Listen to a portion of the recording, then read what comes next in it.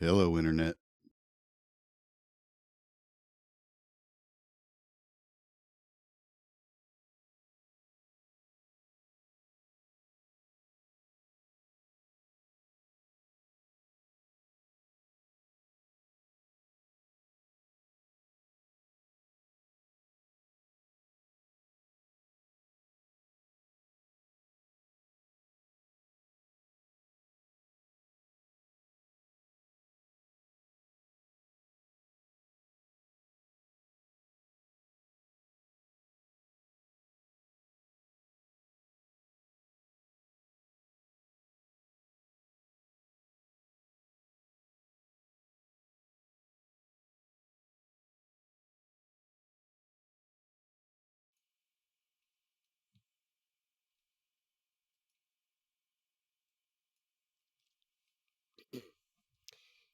Content warning.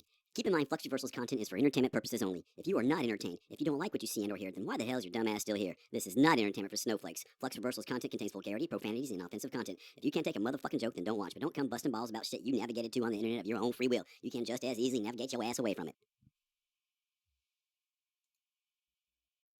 Yeah, what he said.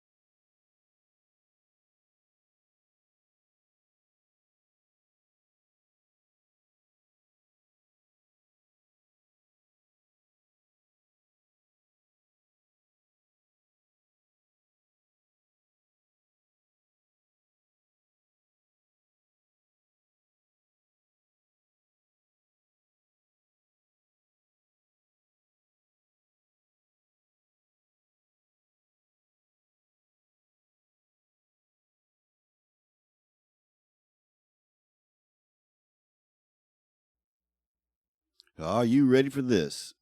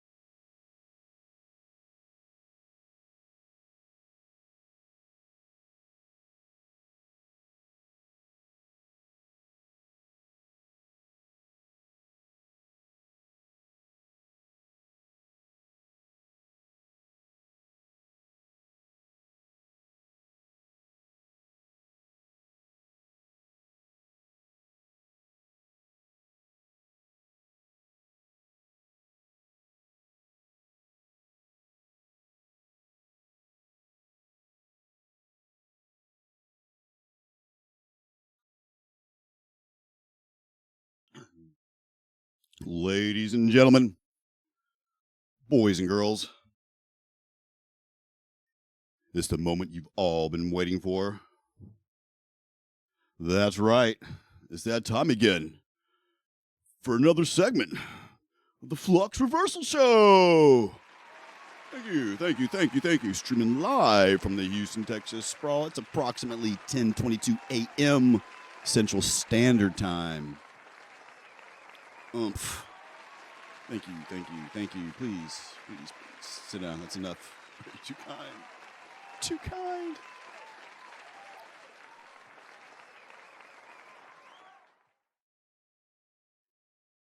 Today is the first day of the new show. The new show returns today. I think it may be a little bit longer than it would normally be because some things I wanted to get out of the way and talk about.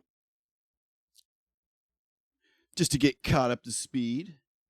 And then at the end of the new show, I will edit video for long form and short form. I do have to step away at some point during the day, or hopefully I can get all that done before then. If not, I may be AFK for like 20 minutes. But we're going to try and get through it all today. Fluxreversal.com. Just ask your mom for all my links and socials. As you can see, I am trying to become Kick verified, and I sure could use your help. If at all possible. That's not what I was trying to do.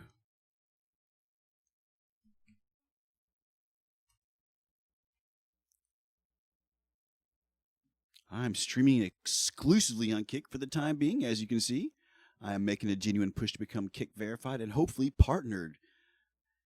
If you want more details, just type !Kick and Kick help, or just !info as such. But you can just ask me too. So yeah, we're gonna get right into the news today and maybe get to the point where I'm playing some video games. Let's just see how it goes. I don't want to stream too long because if it gets to the point where I'm getting too overwhelmed, I have to just stop the stream and finish my editing. But yeah, I'm gonna do my news today and post basically 3 videos: one long form to YouTube, one short to YouTube, and a very similar but different one that's a short form to TikTok. It will be my first TikTok on my new TikTok account, and specifically for the niche of industry news. And so that's what I'm going to go for on the TikTok account, just try to see what happens over there.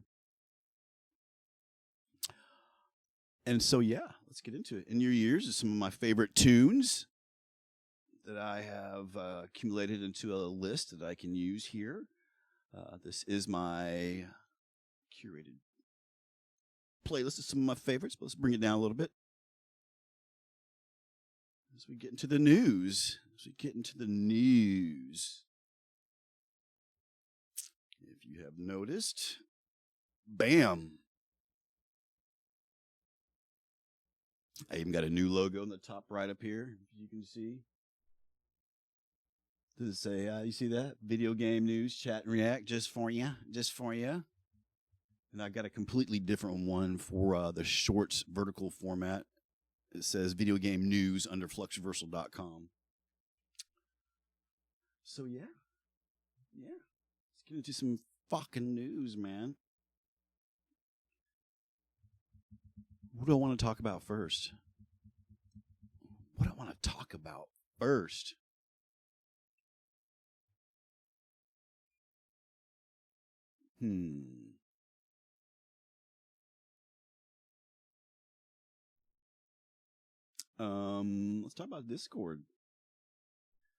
Let's talk about Discord.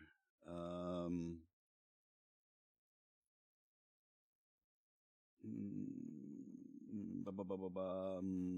we want to do this? Because I was still trying to figure out exactly how I wanted to go about doing certain things. Let me see.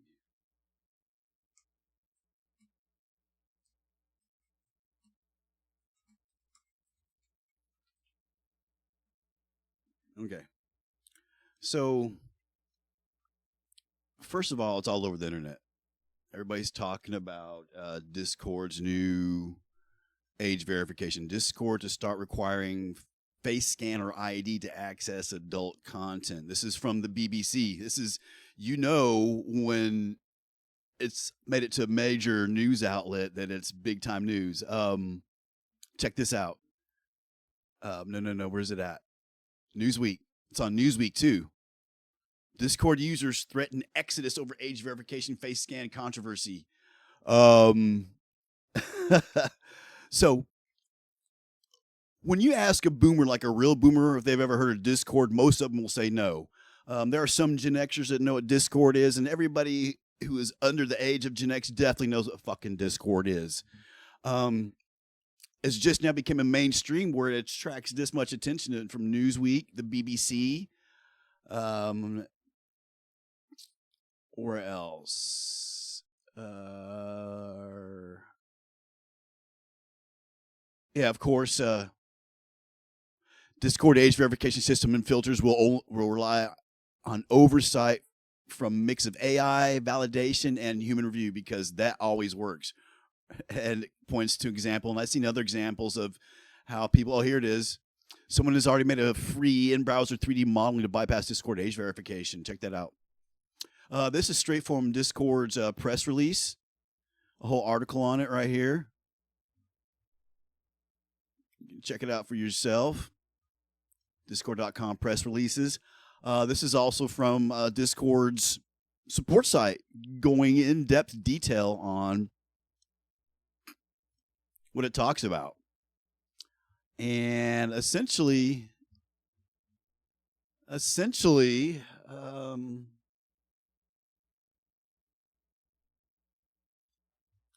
me see.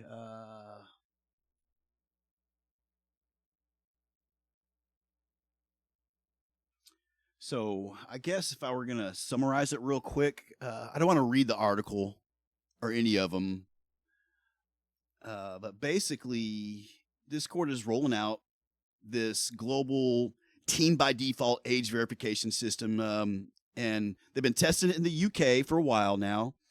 But it's supposed to go live in March 2026 for most of the other markets. It's designed to automatically apply teen-appropriate settings to all users unless they verify that they are at least 18 years old. Now, if anybody knows about Discord, and specifically my opinion of Discord is the most counterintuitive piece of fucking shit app ever made.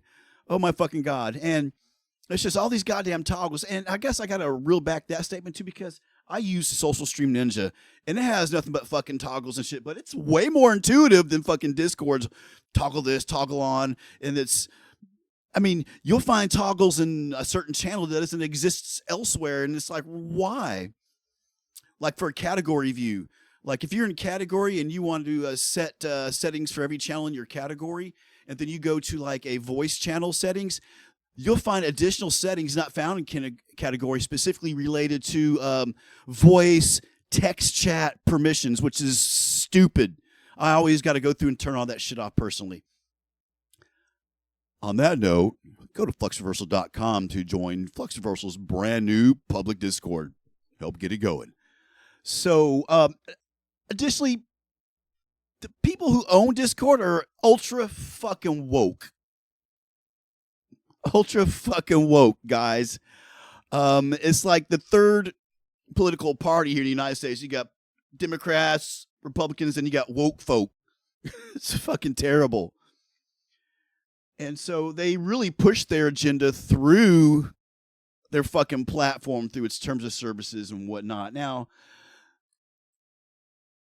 Discord has always been a haven for people to get their third-party accounts ripped off, specifically gaming accounts, Steam accounts. And it's always been a notorious issue, but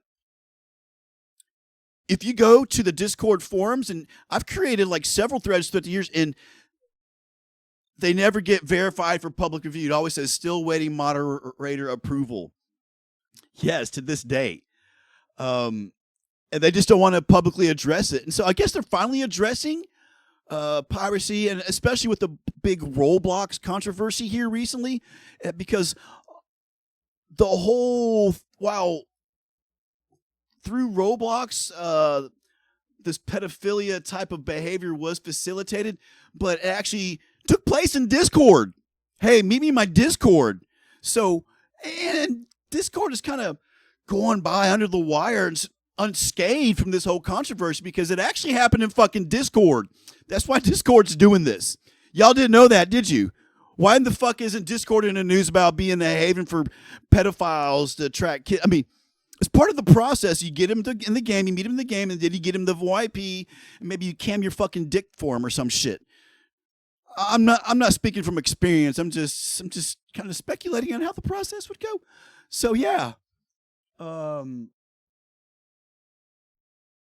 Really, yeah. So continuing, for the most part, adult users, no action is required. Discord says it's going to use an image interface model that analyzes account tenure, device usage, activity patterns to tell if you're an adult or not. But you could have been a fucking Discord user for the past 8 years and started when you were 8 years old and just now being 16. And yeah.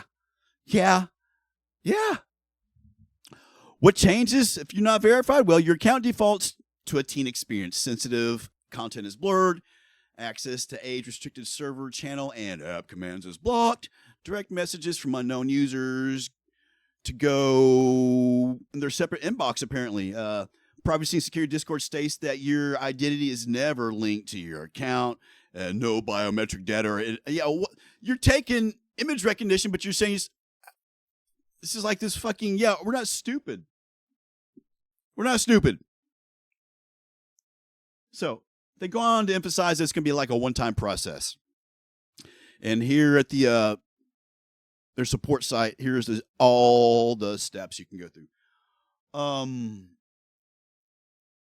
There was one more caveat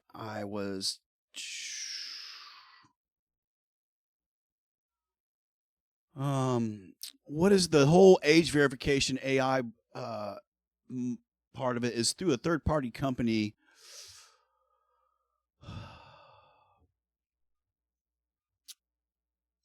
Where does it say that at?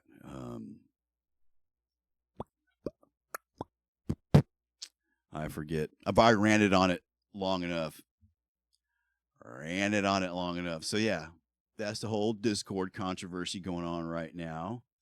Right. I almost went blue in the face talking about that. I love Discord so much, man. I may have to go get a refill of my coffee, bro. Bro, we're just now into like, first 20 minutes of the show. I'm already out of breath from fucking ranting about a fucking corp. Refresh. Come on, stream stats. 21 minutes according to Kick. Yeah. So what you guys think about Discord age verification? And another caveat about Discord, I would have to say, is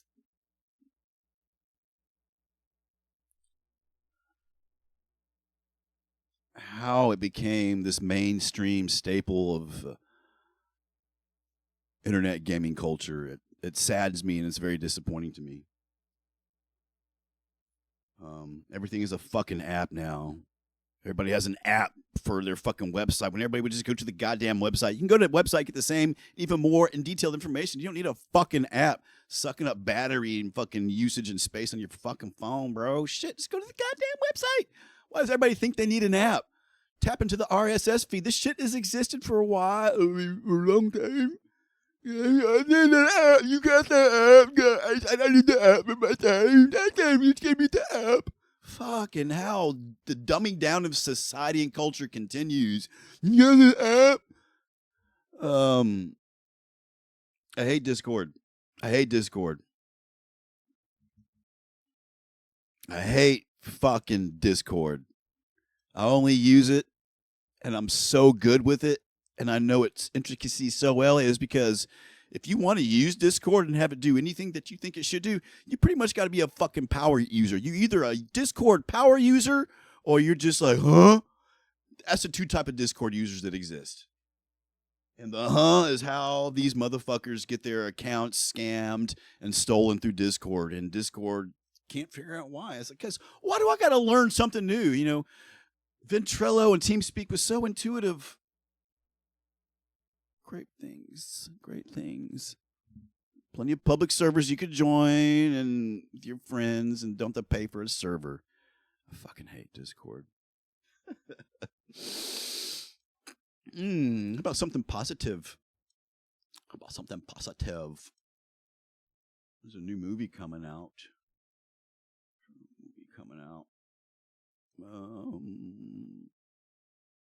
I don't talk about... Sometimes I'll talk about social things and popular media and art that I find that I like. And I'm a fan of Dead by Daylight. I usually play it during like the harvest season, Halloween or whatnot. But apparently, I mean, and I had heard about this, that they have a movie that was announced like years ago, many, many years ago. But apparently it's actually gaining traction. It's a real thing here. So just this month, they announced that they're moving forward with it. Apparently, they have assigned some writers and a production team. Now, they don't have a director yet because the guy that wants to be the director is like really booked and busy.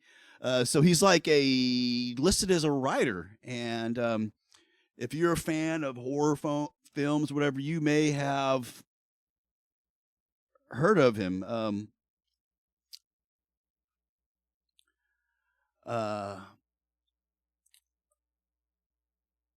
always mess up this last name. Alexander Aha. You know, he apparently famed horror director. He is currently attached only as a writer because he is filming something called Under Paris 2, another horror film. And they really want him. And apparently he really wants to do it. So much so that he says, just put me on as a fucking writer for now. So Jason Blum has stated they are taking their time to ensure the script is right before moving into full production, and they anticipate a 2028 release for Dead by Daylight movie adaptation. And so, yeah, just wanted to put that out there real quick because I'm interested how they do that. Are they going to actually have motherfuckers running through the fucking movie trying to restart generators? You know? This is sad news. If you, the original Sega Genesis, you guys remember that? These articles coming in from, games.gg. This is from Eurogamer right here. This is from PC Gamer. Hideki Sato, father of the Sega, Dreamcast, Saturn, Genesis, and more, has died. Yep. So apparently, this news was released here on February the 13th, or actually, it was on Valentine's Day. It was when the news was released. He passed away on the 13th at the age of 77. Of course, this is like fourth-hand information. It was initially released, I think, in Japan by some gaming subculture magazine, and then Eurogamer picked it up. So yeah, this is like a regurgitated article by the time I got to PC Gamer. Now me, like 4 or 5 times over. So his influence on the industry cannot be overstated, they say. And he headed Sega's research and development department. He supervised and engineered and designed every major Sega home console. So yeah, woo. Get emotional. Gen X, what's up, Gen X? Woo. We lost one. Well, he's a boomer, technically. He was a boomer. He joined Sega in 71 during a time when the company was still primarily focused on arcade machines. What's up with some Glorilla? Creating the Mega Drive and Sega Genesis, later hardware, Saturn and Dreamcast. Sato's influence extended beyond individual consoles. His work helped define Sega's technological and design philosophy, influencing home console development across innovation with a distinct aesthetic, leaving a lasting mark. Yeah, it did.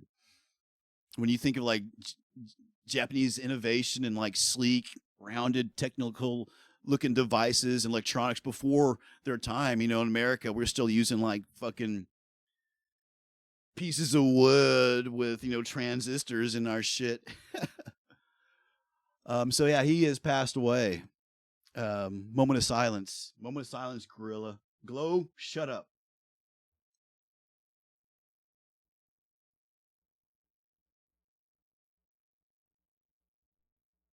All right.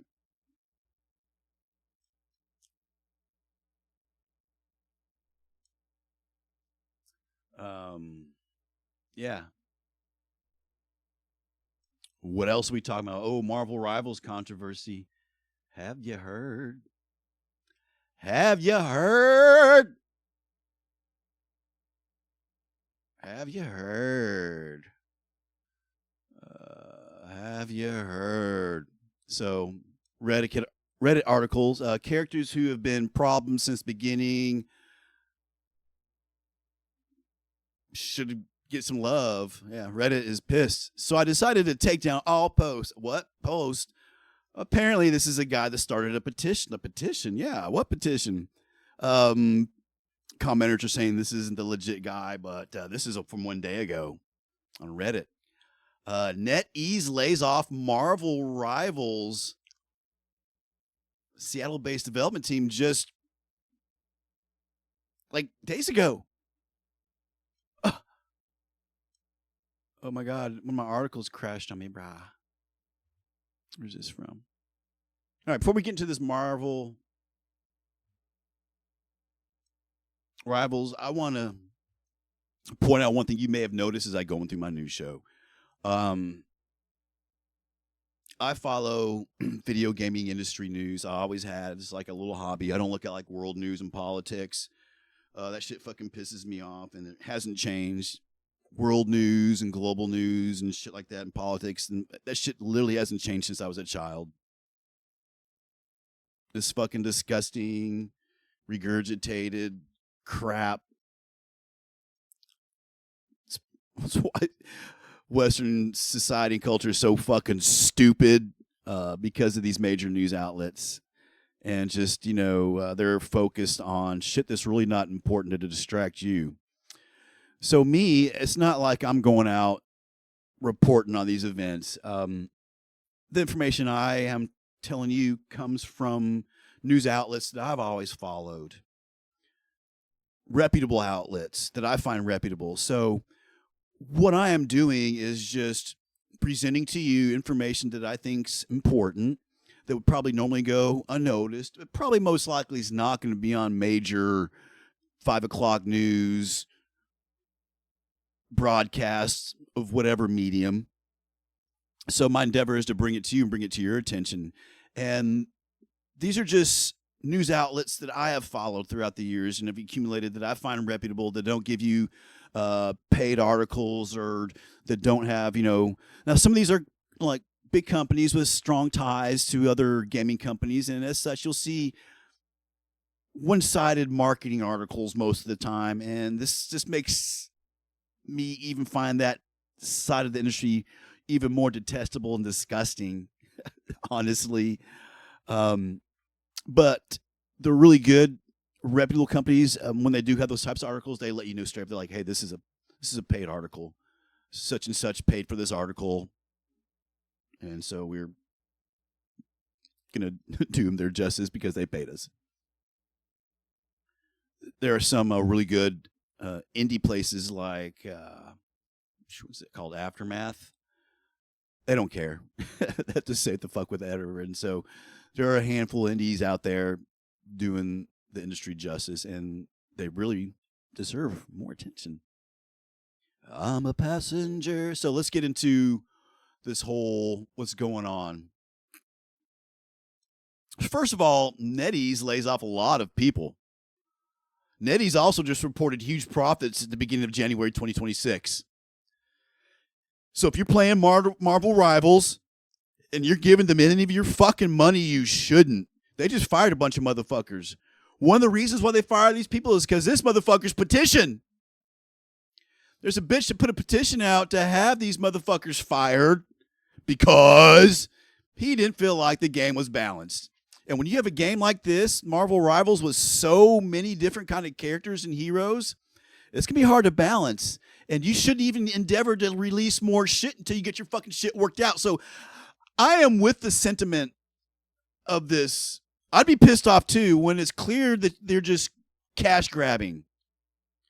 Yeah, they're just cash grabbing. They just laid off like 25 people, about 12 people from here in the United States. Yeah, fuck those motherfuckers. And that's why I don't pay Marvel Rivals. That shit runs like fucking crap on my PC compared to other games. Yeah, fuck Marvels. Fuck Marvel Rivals. Fuck NetEase. Fuck these corporations. So look, I was even going to talk about them specifically because there's a whole industry of layoffs going on right now. Now, there's a whole pushback going against this guy, whether or not this is actually him talking about his petition that he started. So the tension stemmed from a perceived disconnect between the development team and the player base regarding hero balance. And people have always, no matter what game you play, if it's a competitive game, there are people always bitching about hero balance. There's always something like this going on. It's gone on for ever since there's been a gamer. Since tic-tac-toe has existed, if there was a fucking website, bitches would have been going to the fucking tic-tac-toe's website to fucking blow about how broken tic-tac-toe is. And that's how petty and fucking stupid gamers can be. Seriously. Go fire the guys who made tic-tac-toe. Good luck. Good luck. The community backlash. So the petition sparked a heated counter argument with the community. They're like, hey, bro, these people got jobs. They're doing their best, and you want to fire this motherfucker because your nerd ass is living off your mom's income in his fucking basement and this bitch is trying to pay his bills? I mean, being a developer in this day and age is hard enough. I mean, starting way back with the whole embrace your fucking... I am not going to get into the fucking my hypothesis on the mass movement of layoffs that occurred since Embracer started doing it, because they basically overspent themselves and they started laying off bitches and reselling stuff they had just bought, and it led to this whole fucking tidal wave of fucking layoffs in the industry, and it's just cascaded. Now, while layoffs in the industry, the video game industry, have been a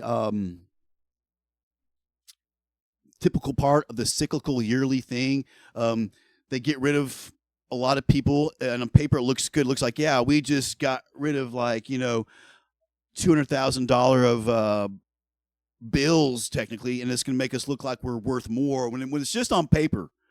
They're not really more profitable than they were. They're just, their profit comes from the fact that they don't have to pay these motherfuckers. And it's, oh my God. And basically that's what NetEase has done. And this article is from Beyond Square, Beyond.com. Binance, I guess. Reddit articles, and I got a whole shit other articles I was going to go into talking about layoffs and a big rant, but I just did. Let's talk about some layoffs. Riot Games, your favorite competitive MOBA. Riot Games lays off 80 peoples and have listed profits in December. Meta, their VR device that you VR players use, they laid off 10% of their 1,500 employees. Listed profits in end of 2025 also. Microsoft, if you play Sea of Thieves, if you play any Blizzard game, shame on you. Look at all the people they laid off. Hundreds of workers cut to meet higher profit demands in the Xbox division. Microsoft reported $38 billion in quarterly net income, yet they fired hundreds of people? Electronic Arts. Listen, if you know who Electronic Arts are and they're trying to sell right now, you got to be careful. You can't show an image of Electronic Arts and say something bad about them because they will issue a DMCA against you on whatever platform you're doing it on. That's what's kind of piece of fucking shit they are. So fuck you, Electronic Arts. Their Battlefield games are shit. They haven't made a good Battlefield game in fucking since Battlefield 4. They haven't made a good sports game since then. They're fucking ass. And you motherfuckers are still giving them money. Fuck you for being stupid. I have no idea who Playtika is. 39.1 million in net income for their released information from 2025 quarterly 3. NetEase, Wild 8. Isn't that disgusting? Isn't this shit disgusting, guys?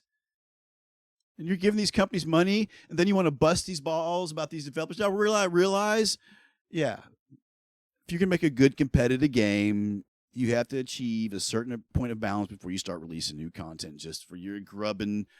Yeah, they're just trying to, they're probably pinched by these bitches, and they fucking got laid off by them. Right after a big update. It's always after a big update, too. All these big corporations, follow small, play small indie games. Go play Valheim. Go play Rust. Bro, you know what I'm saying? Go play Among Us. Go play Peak. Shit. Go play Fall Guys. I don't know, it's a popular one, but yeah. Yeah, man.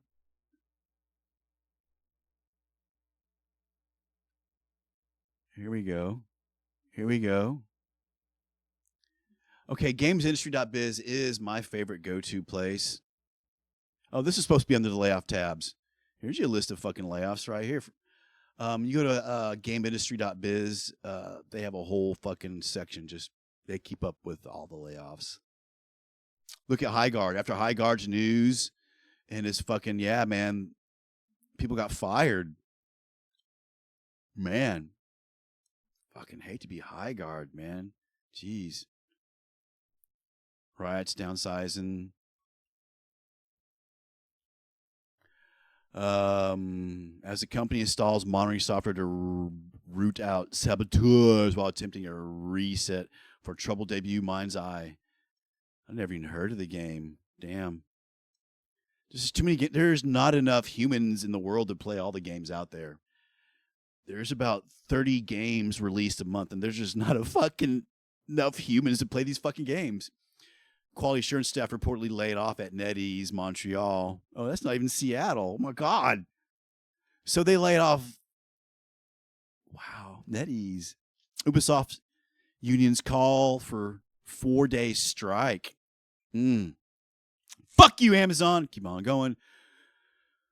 Whew. Ubisoft launches voluntary redundancy restructuring in January 2026. Wildgate maker. Wildgate? Yeah, Wildgate didn't take off, man. It looked really good. Did you guys even see Wildgate footage, man? I thought it was really going to take off. It looked promising. I was going to look into it. I think cheaters had a really big cheater problem. Ubisoft always laying off people, man. Look, Ubisoft. Ubisoft.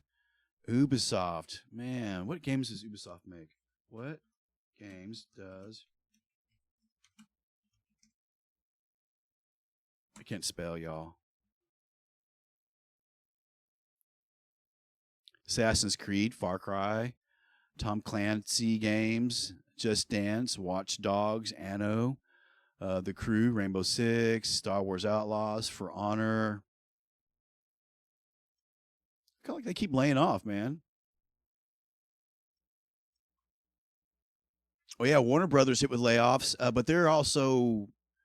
Paramount is trying to take them over, and they're talking about being sold to Netflix. That's in the news too. It's not very interesting, corporate takeovers and trying to, I don't know, just sell out to Paramount. Paramount has always been like a Warner Brothers, like going back 100 years, major competitors, I guess. I guess they don't want to sell out. Oh yeah, yeah. We was talking about the Nintendo's continued fight for its emulator, its Switch emulator takedowns.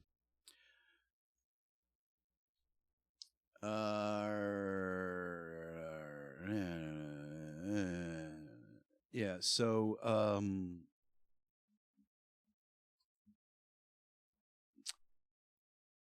let me see.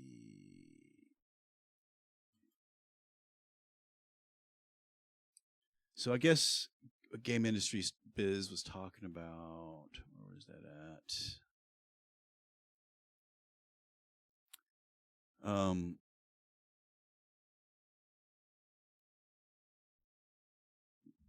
So Nintendo has always busted down on emulators. I guess they're busting down on Switch emulators even more.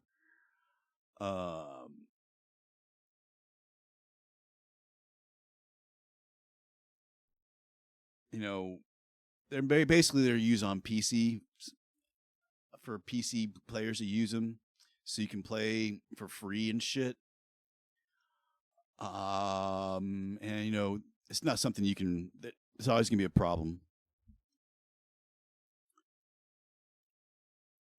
It's kind of like a boring topic for me because I'm not a fan of consoles. I'm a fan of I guess portable mobile gaming.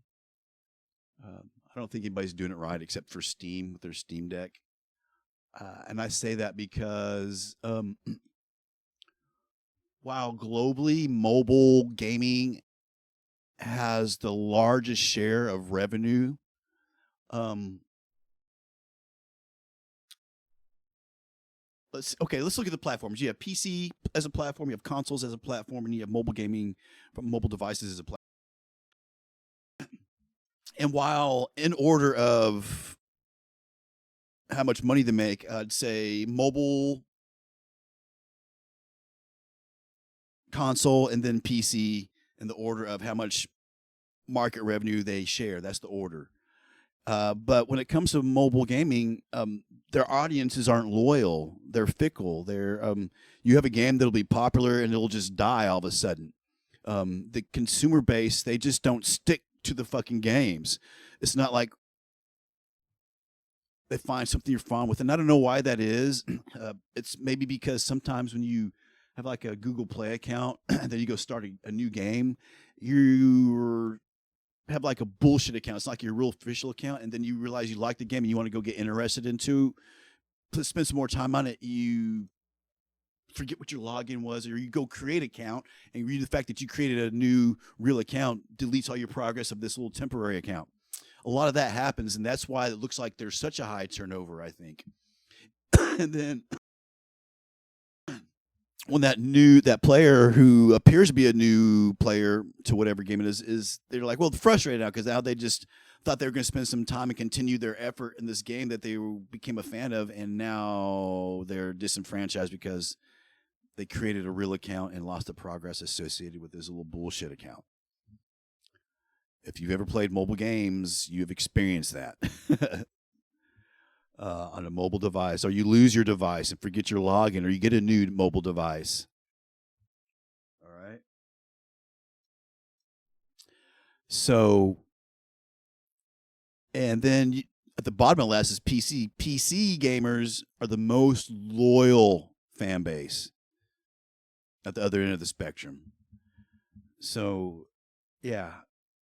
And maybe some of the usage that goes into the data and statistics of making mobile look so good is because of the emulator usage that's actually happening on PCs.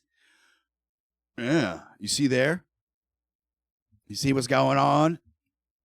So I don't think the statistics are totally true. I think there is a good high usage, especially PC gamers who are streamers and content creators, and you making videos. Oh my God.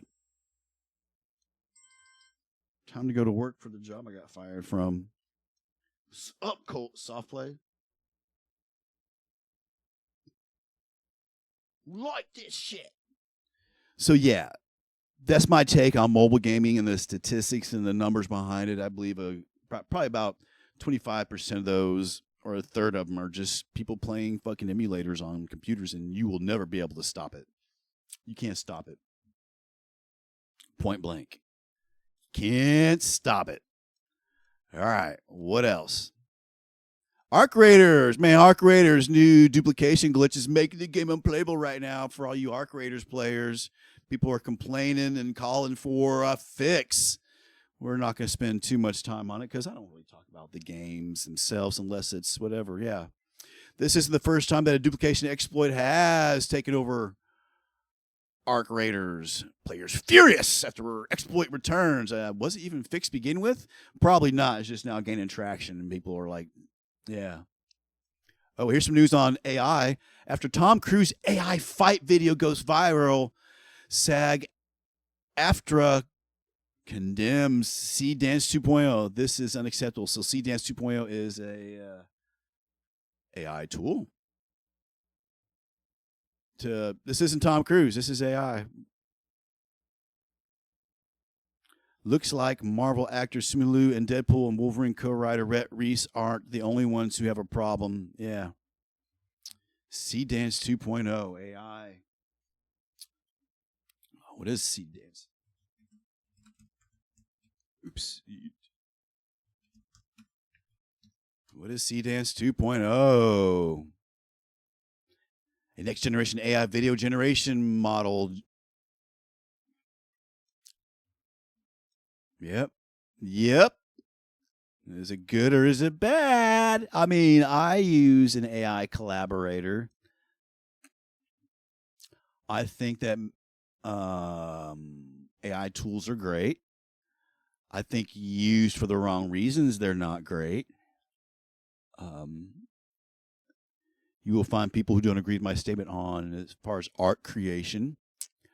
I use AI to generate thumbs for my YouTube channel. That's because I'm not an artist and I can spend some time in GIMP really making some really flashy logos and shit. And that's basically what I do with it. And it really leverages the playing field for people like me who are broke, don't have any money, can't afford to give an artist what they deserve. And to be honest with you, some artists think their shit don't stink, bro. It's a great song. I'm bored with looking good. So, yeah. I love it for reviewing mass articles at one time and getting summaries and sentiment. I love it for research. I love using Perplexity for research. It's so good. I use it to summarize my videos. Like my big long, when I post a VOD, it's a 5-hour long VOD, I use AI to review it and summarize it. You know, I used to do that stuff myself. I have pages and pages and pages of Google Drive from all my accounts of just stuff and content that I've created and written myself. And it gets redundant after a while. And so I have so much content already to base the AI on. And so my usage of AI when it comes to creating articles or summaries, it's based upon my usage and my articulation and my vernacular, my vocabulary. I tell that I was like, because I save it. You can save documents, and Gemini is great about that. Just the free version of Gemini. That's where I created a free discount for specifically AI usage. And in my drive, I have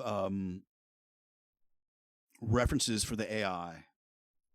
This is all references of my articulation and how I talk. I say reference this whole folder, reference all these documents. This is how I talk.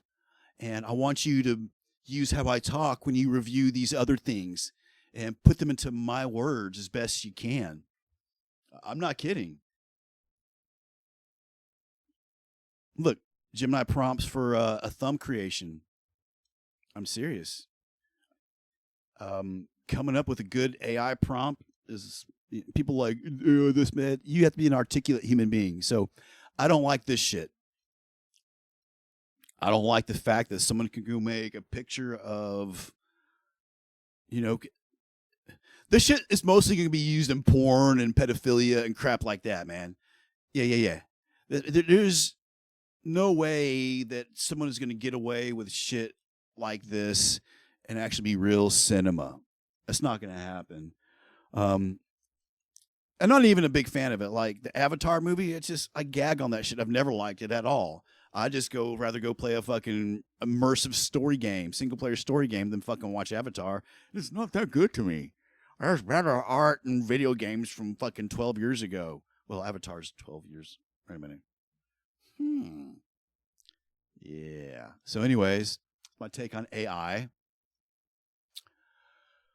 Here's a good article from GameIndustry.biz.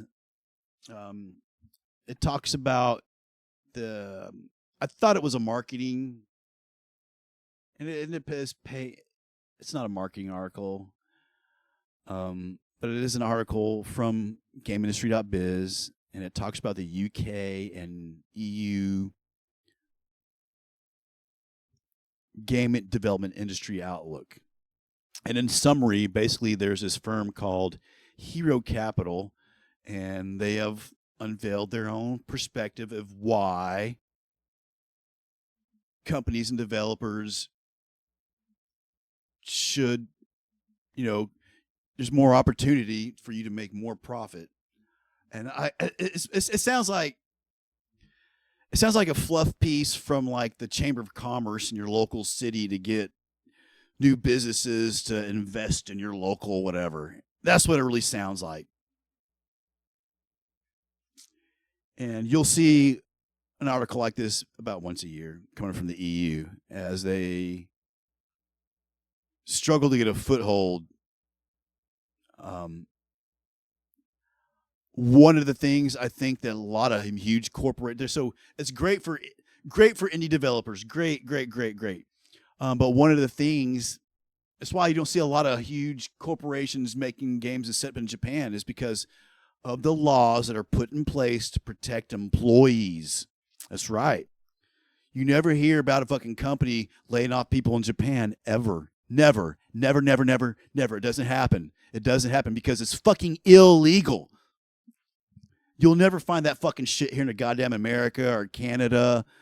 No, because corporations, they don't set up in places that are interested in human rights. Put it bluntly. So that's why the UK and the EU Union have such a hard time, is because there great laws and protections in place to protect the human beings there that work for these companies. So good luck. Good luck getting a huge corporation to invest money in somewhere. Good luck. Oh my God! Here's a good article from Aftermath. Aftermath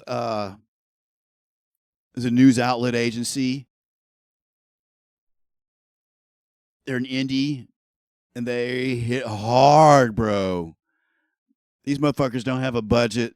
This guy's probably typing this article out of a goddamn cardboard box behind a fucking Newsweek office or some shit, using their address to make himself look legit. No, his name is Luke Plunkett. So let's just get into the Gemini summary of this article that I created for you. All right. So here's the conflict. The tension began when Supercell CEO published an annual blog post celebrating a historic year for their game Clash Royale, which has seen a resurgence. The corporate view. The post attributed the game's 2025 growth to internal development choices and the talent of the game's team. All right. I've never heard of this fucking streamer named Jinxie. Have you guys ever heard of him? I've never heard of him until I heard this article. And then a little bit of research found he is kind of big. My fault for not... Then I saw a picture of his face, and I'm like, my first reaction is I want to punch him. You ever seen a face? Someone that's got a face that's like you want to punch it? It doesn't mean I'm a violent person. It's just fucking irks you. Yeah. And then I read this article. I'm like, yeah, that bitch needs to get punched for sure. I'm not advocating violence. I'm just expressing emotions verbally. Get over yourself. I'm not advocating violence. So Jinxie is credited with reviving interest in the game, felt excluded from the narrative, and called the post the biggest spit in his face. Oh my God, what an entitled fucking cunt. And this guy, Luke Plunkett, the creator of this article, shares the critique, and here's what Luke's got to say.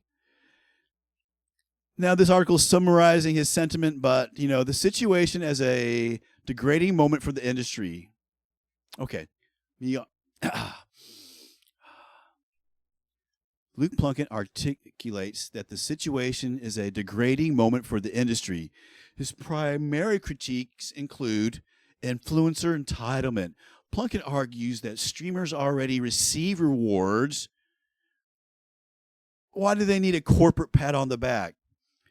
The CEO responds after the backlash, updating the blog to include an apology. Fuck you guys. I mean, you're a corporation.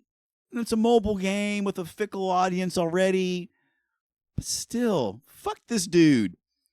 I mean, if you took the initiative to do it originally, but I wouldn't have done it after the motherfucker made a fit about it. I definitely wouldn't have then. This situation is viewed as a race to the bottom between a cash grab mobile game and wealthy influencers fighting who deserve credit. Yeah. So this guy, Luke, the author of the article, is saying this is embarrassing. Basically, this is embarrassing for the video game industry. Hugely, hugely embarrassing. Yeah, the video game industry suffers from spiritual damage where the craft of game development is overshadowed by the fucking ego of the goddamn content creator economy. And I agree. There's some motherfuckers out there that just... Jesus fucking Christ. Why are you guys even looking at them?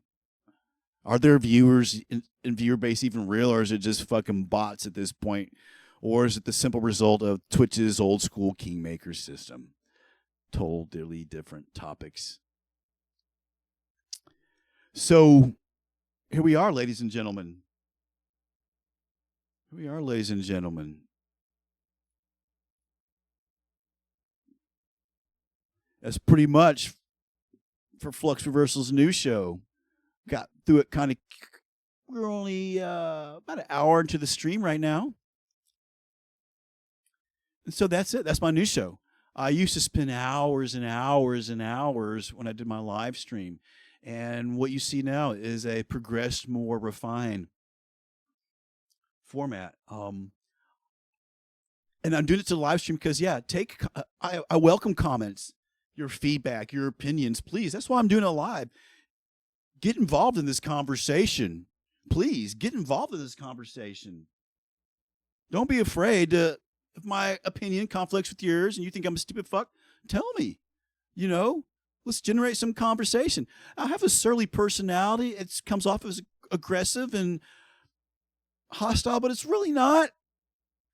I'm just passionate about my opinions and stuff. And I'm very passionate about corporate culture's influence in modern consumer culture and just culture and society in general. It's fun. It's so fucking disgusting. I mean, there's other aspects I find even more so, but whew. So that's it. So the next part of this show is now where you're going to watch me edit a video and post it to YouTube. And you're going to, hopefully, we'll all have time to do the shorts version and maybe even the TikTok version. And we're going to do that all today. But I need to refill my coffee, go get a bong hit, and I'm going to let you listen to Jerry Reed.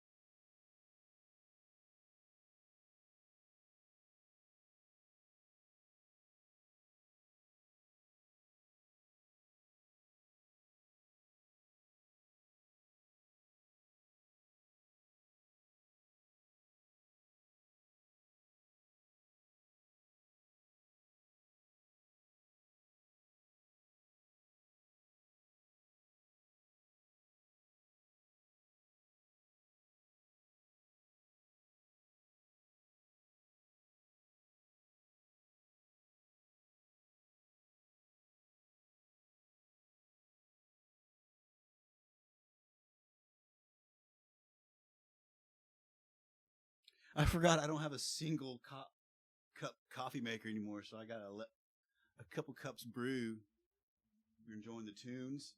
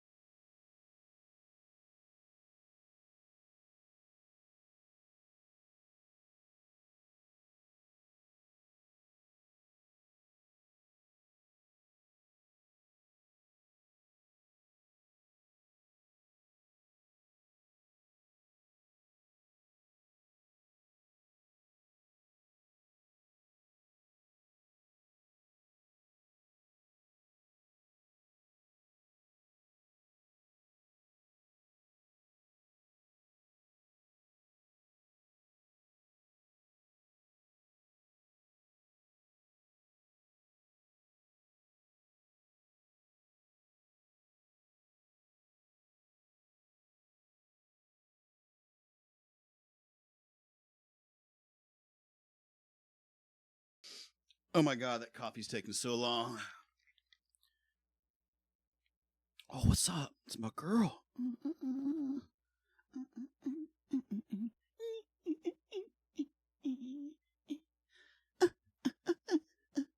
All right. So we are progressing to the next stage of the show. So let's update the title. This is no longer video game industry news. This is now video editing.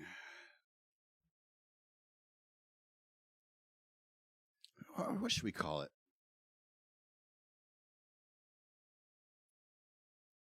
What should we call it?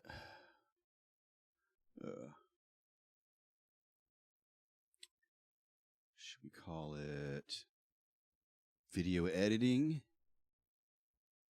or content creation?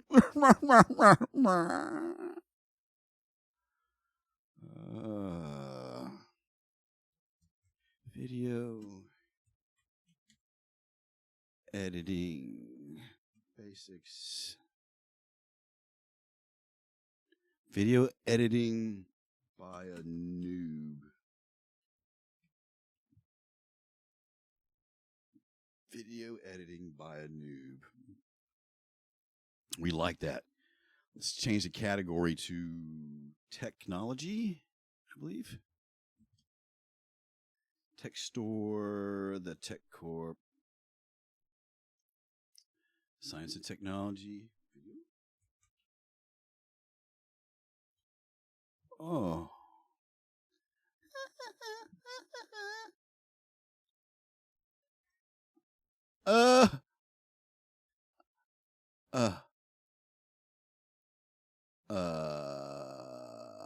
Categories.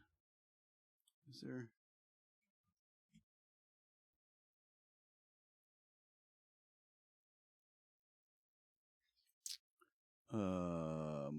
Places. I was following one. What is it?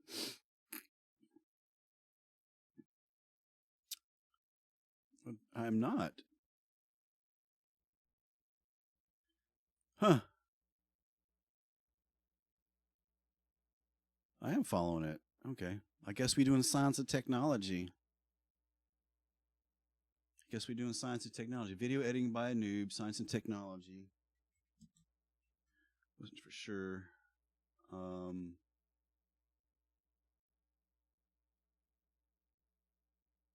Save. All right, it's updated. That's updated. I still gotta go check my coffee.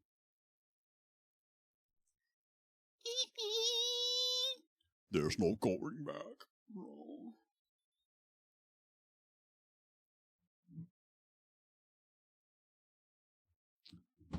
Okay.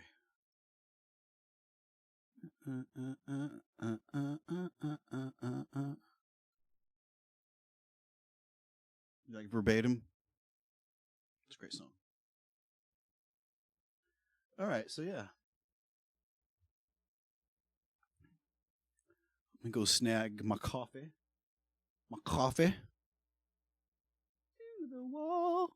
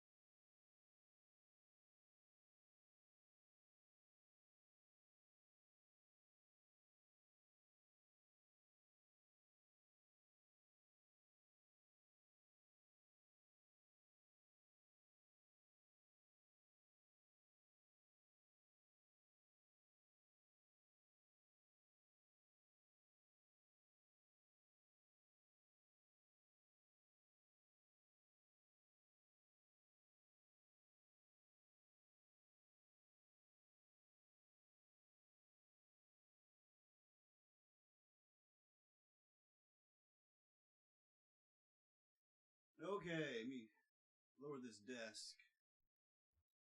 Come on down here, desk. Come on down here, desk.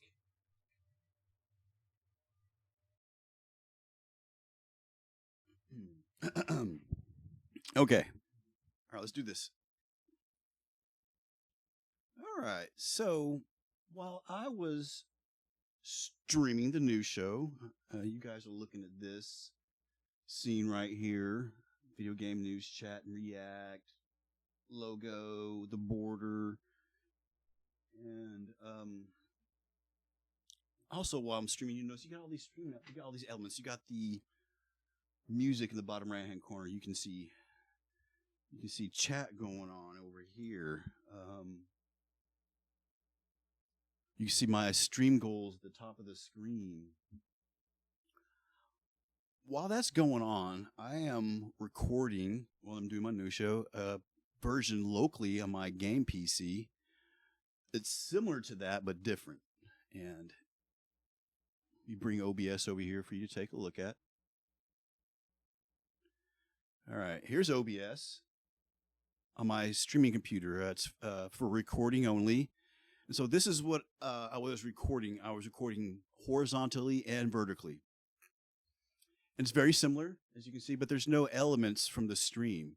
And this is basically going to be the video from what the video that I recorded. I recorded already while I did the news show. I've already had this stuff recorded. Now, that stuff recorded is not going to be used for the vertical format at all. I'm going to have to come up with a condensed, really small, different version because there's some little different elements you got to be aware of. Vertical format cuts stuff off, but it's going to be the same thing. But kind of like what you would expect from like a TikTok video or a YouTube short. So yeah, so with OBS, I recorded this. And I record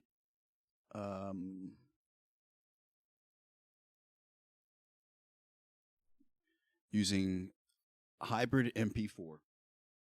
The hybrid MP4 is a recent update, past couple years, I think. It's new comparatively to like what MP4 is. And it allows for, from what I understand, more versatile integration. For example, like chapter markers. Like I like using chapter markers when I record, and it allows for that. It's more of a secure recording, not requiring you to record it. Because a lot of times my old flow was recording MKV, Remux to MP4. You don't necessarily have to do that with MP4.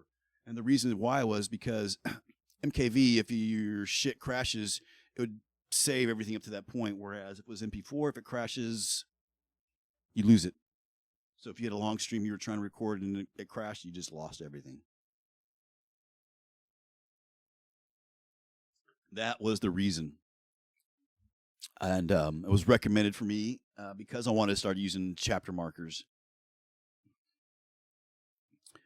And you can see, for example, I got a lot of chapter markers. Well, these are them right here. And that is through the, what is it? Oh, what is that tool called?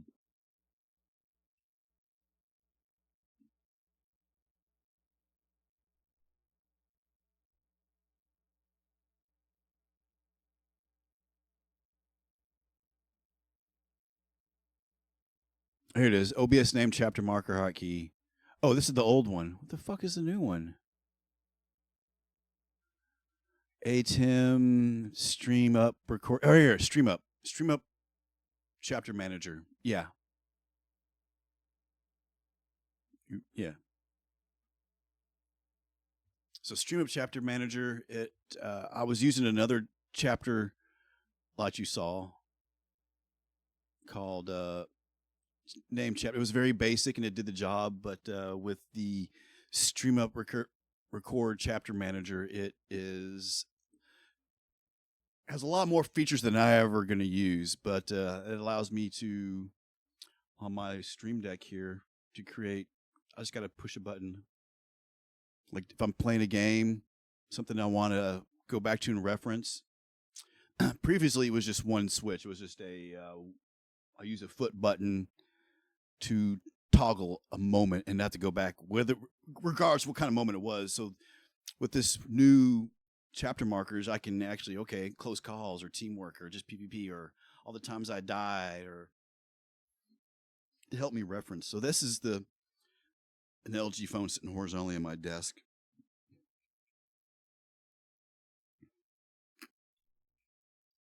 So yeah, and I use that with the control of my OBS here for recording and switching scenes like this. That's the new scene. There's the desktop scene. Deadlock. It's just game capture. So yeah, this is how I record, and this is how I'm going to record when I go do my little vertical clips here. So we'll move that back over here. And I personally, I'm not that good with DaVinci Resolve. So I try to do as much as I can in OBS, like it's a stage performance, and then I try to edit from that.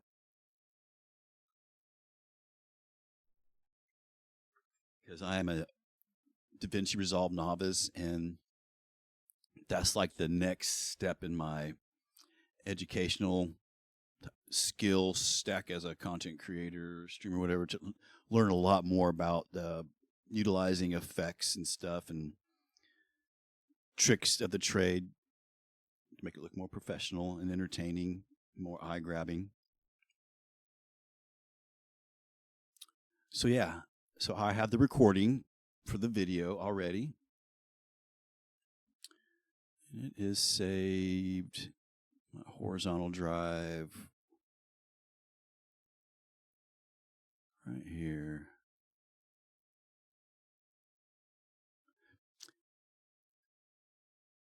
So you can see that what was saved, probably can't see it, the information for the chapter marker, like there's a text document that the chapter marker thing automatically does. Like if there was a bunch of chapters markers that you had used. And then here's the file associated with that information. And here's the MP4. See, there's no remuxing required. Let's get right into it if you wanted to. All right, so we're using DaVinci Resolve.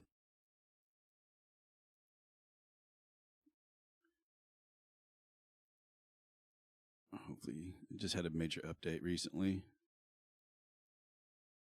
Using DaVinci Resolve.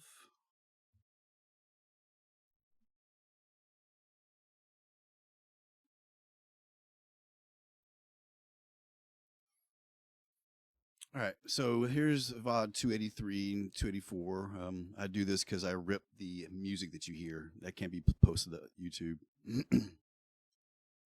So this is DaVinci Resolve, and I have some things already set up in DaVinci Resolve, and some of these settings could be like tutorials of their own, in their own. So, I don't have my audio visualizer up.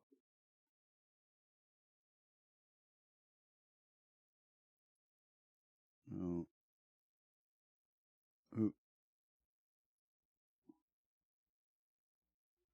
Oh, I got to add my new audio visualizer. Hang on. Add scene visualizer 2.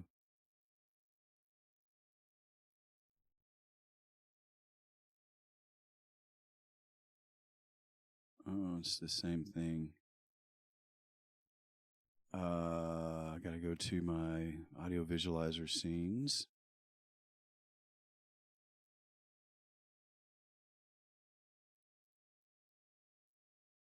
Use the original. Is that the one over here?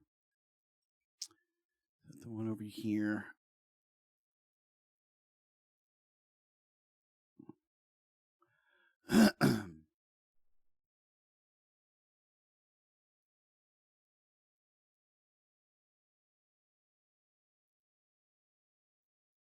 There we go.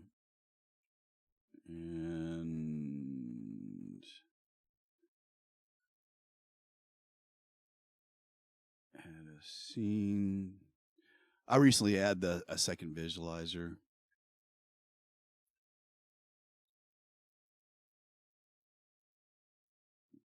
That's why.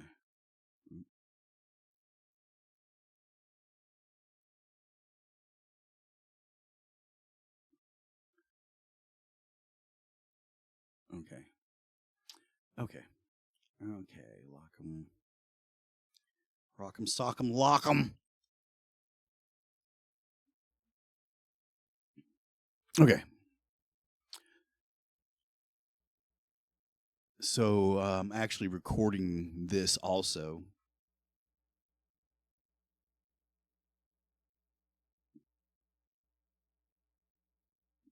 All right, so we got DaVinci Resolve open, and we're going to open a new project.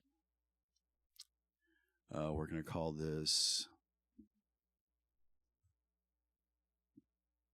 News with the date 02/16/26.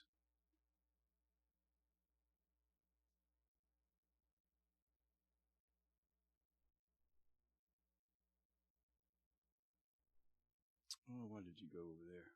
All right. Got DaVinci Resolve open up. I like to do most of my work from the editing page. Now, if you never used DaVinci Resolve, we're going to go through a couple things. And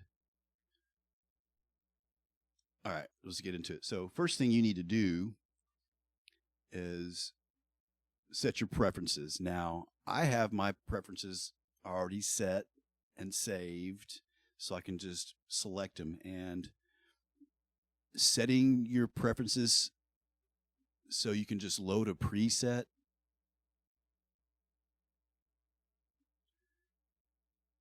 is a whole nother tutorial on your own. So the first thing you do when you got your project open, your new project, you want to pick the preferences that are right, the user preferences that are right for that project. All right. Now you also want to go into File, and you go down here to Project Settings, and you pick your project settings. I have a lot saved. There's all kinds of different pages of different things you can do for a project settings, and so I have a lot of them already saved. And like I said, this could be tutorials in their own right. So I have one called New VOD, and I'm going to load this preset. And it doesn't really have a save when you switch presets, so I like to click a setting and then click it back just so I feel like it's being saved. Now, the third thing you want to do is create a timeline. And even my timeline settings are saved. I went in, and every time I create a timeline, it's going to automatically do stuff. And that in itself could be like another quick tutorial that I'll do one day. So create new timeline. I don't give it a name. Use project settings is a big thing. So you want to use the project settings we just set for your timeline. Create. There you go. It creates a timeline up here, and you just don't mess with that. And the next thing you do is you start importing the media that you're going to be working with. And there's other places for you to do that here. Like this is the media pool type thing. On this page, you're supposed to do cutting and stuff, but I just like doing everything with the edit page right down here. All right. So the main pages I use are editing and delivery. It's really all I use. I would like to get into using the effects more and the lighting and stuff and learn more about that. I'm not too worried about it right now. So yeah, so just right click anywhere in this area. There's several ways, like all tools and utilities and software, you notice there's like different ways to access the same things. And Blackmagic, they're the makers of DaVinci Resolve, and they're pretty good about making a very intuitive. So we're just going to right click here in this little master area to import media. And we're going to look for my horizontal recording that I just made today. Maybe I should have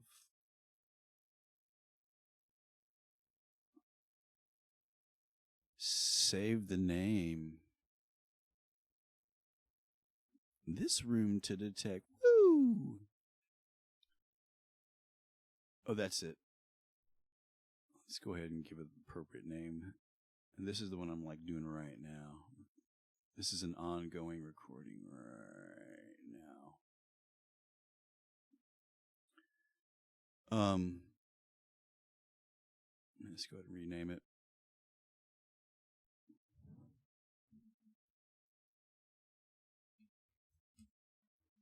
So I know what file it is. Now we will import it. And it's already ready for usage. And you can just drag it. This is your editing area. You can just drag it down here. It'll snap to it. It's got all the audio channels, different ways to access it. There's all kinds of access just to metadata, and even set custom metadata before you deliver it from the delivery page and whatnot. But basically, we're just going to go through this video and we're going to cut out some bloat, I guess, and a lot of the pauses. Mostly. This is my first news video, official news video of doing news again. And it's going to be an unpolished product, I can tell you for that. I'm trying to let the audio to populate. There we go. It's populating already. So channel 6, it captures all channels. So we're going to delete that. We're not using that. This is me. And one of these is the music. Oh, no, there is no music because it's not recorded here. All right, so normally this would be game, me, Discord,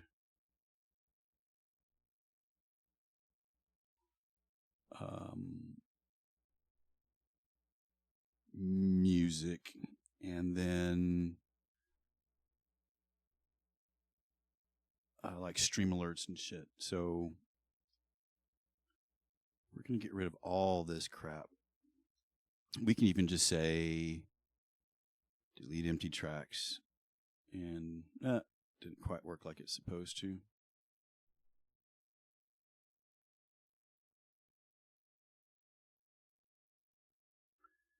Just delete them one at a time, leaving nothing but my voice. Because even when you zoom in, there's nothing. Let's see. And it'll also make the file smaller.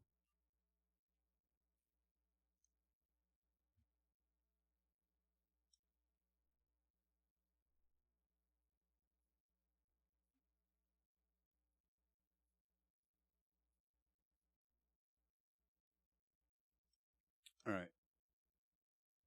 So we're going to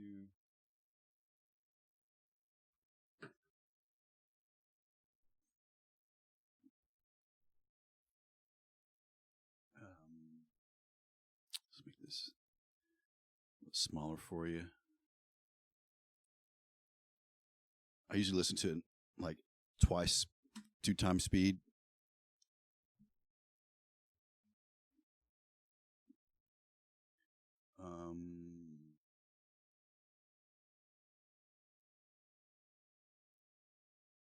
Or you can't hear that. Oh.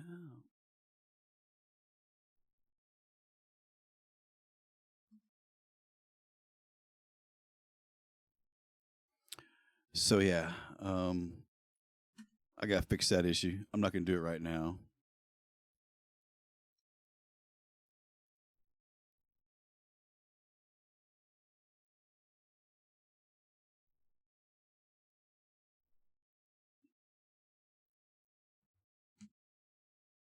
All right. I'm sitting here listening to it right now.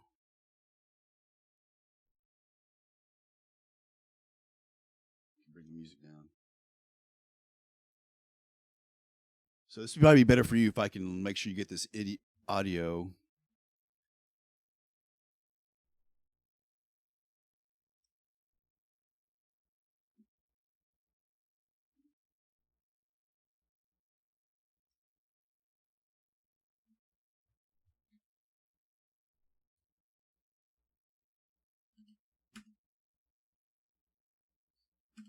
Okay. I need to have an intro when I do the news part clearly because I'm just getting into the news.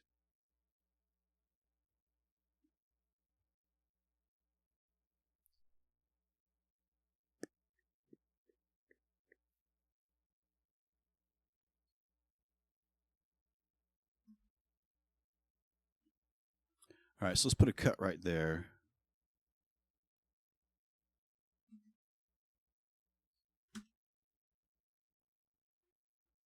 My mouse is broke. I usually have a hotkey for this specific one, so we're just gonna do a cut from here. Everything before that.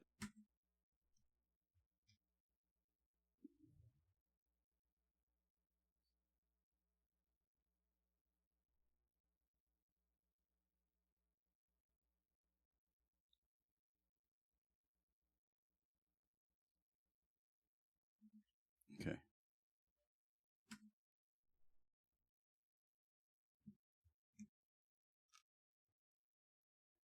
So basically what you're seeing is basically what I'm going to put up there and me talking over it. And later I hope to put effects like, oh shit, or wow, or something over like a visual representation of my expression since you can't see my face. And if you guys want to see my face, I mean, it costs you $1.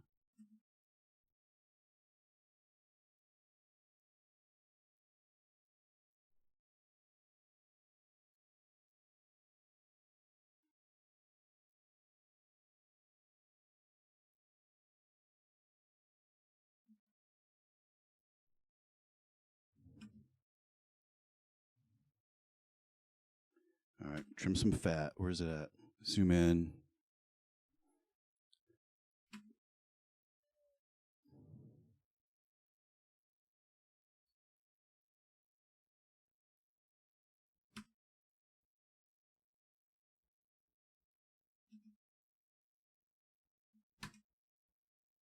So we'll put a cut here.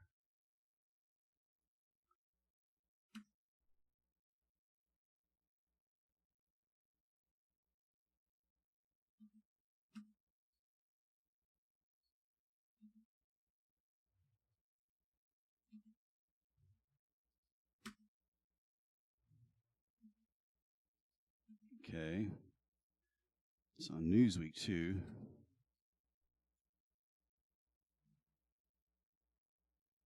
All right, so we'll put the cut right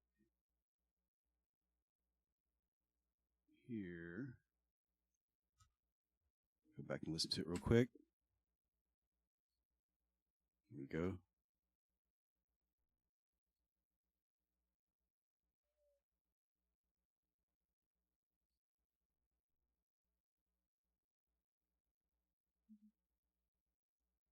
All right, so we got to edit out some more crap. Where's it at? Okay, we'll put that first one there.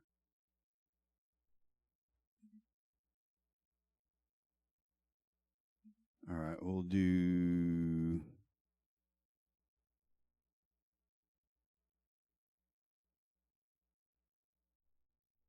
this.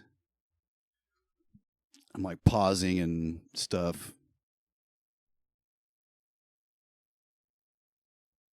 Okay. More pauses need to get cut out. It's a pause. Let's go back and listen to it again.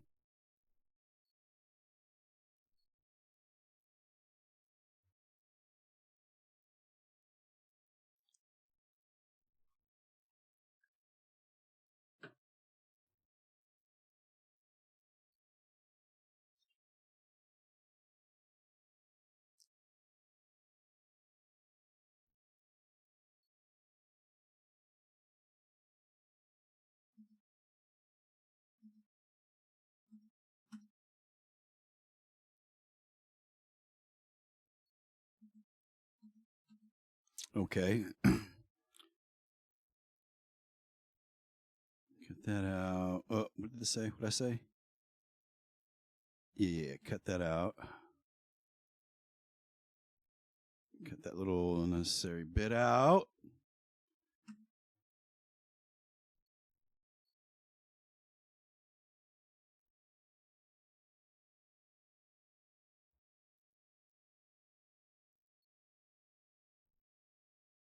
Put a cut right there.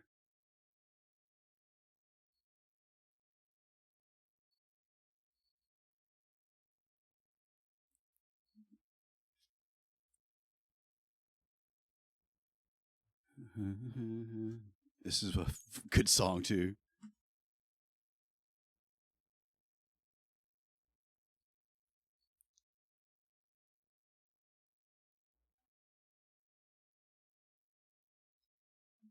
Ooh, how do I leave that in there? Ugh. Ugh. Okay. Trimming the fat. Trimming the fat.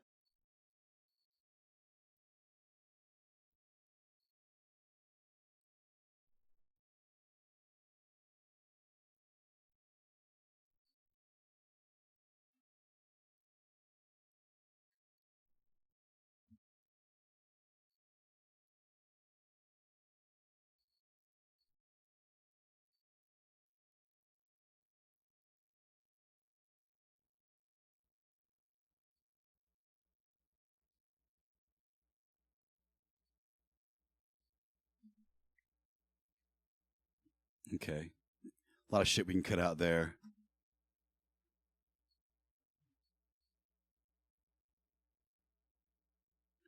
No, let's go back. Go back.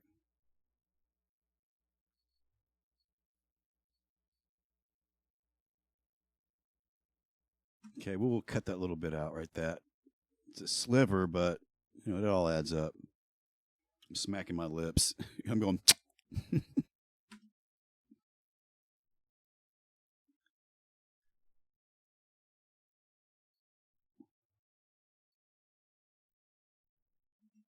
all right, all right, all right.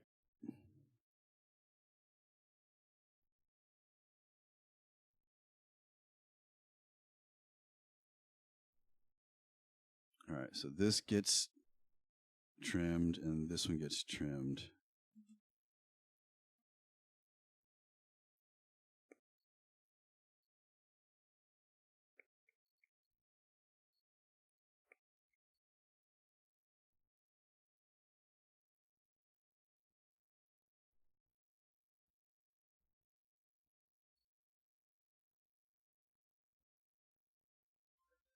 Oh, I suck so bad. I gotta cut a lot of shit. Oh my god. I'm just like struggling.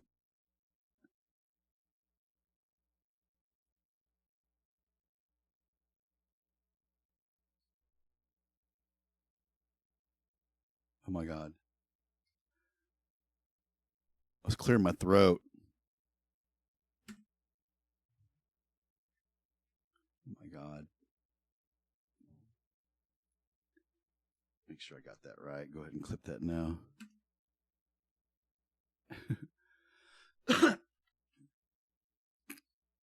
I'm just like not even making sense. Not making any sense right now. I'm just like struggling. I'm like, what am I doing? I'm like,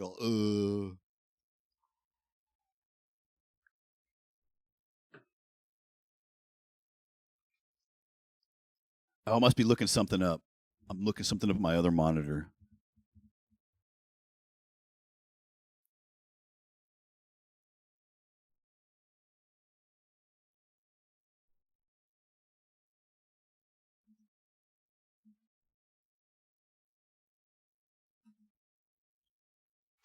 Okay.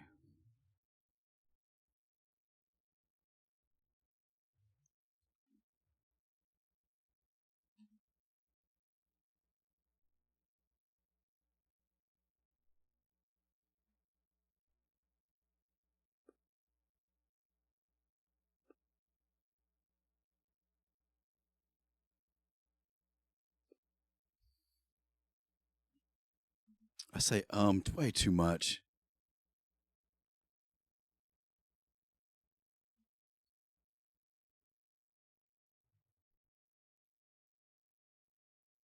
Okay. It's getting really sloppy here. Really bad. My articulation is just terrible.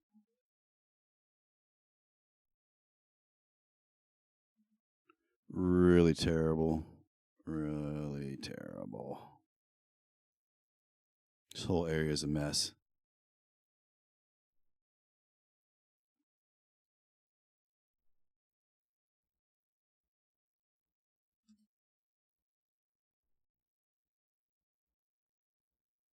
Ooh, really bad.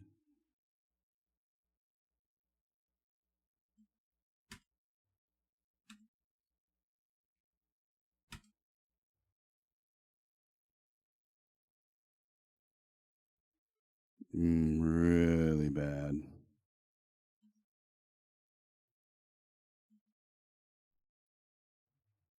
Really bad. How's it sound? Oh, bad.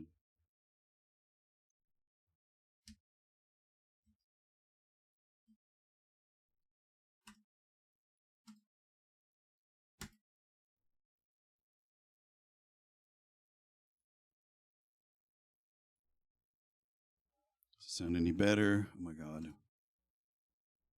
Okay.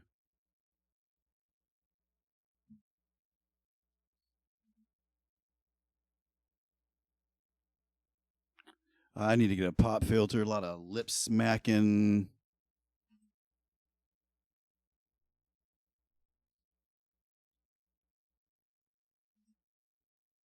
A lot of ums. Oh. Oh. So bad. So bad. Ooh, bad.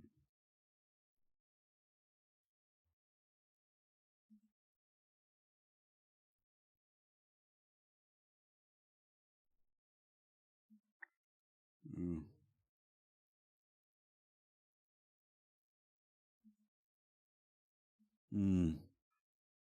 Yeah, definitely.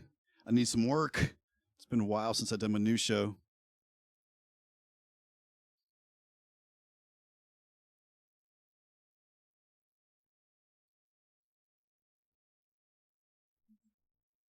Okay. Yes. Terrible. Terrible.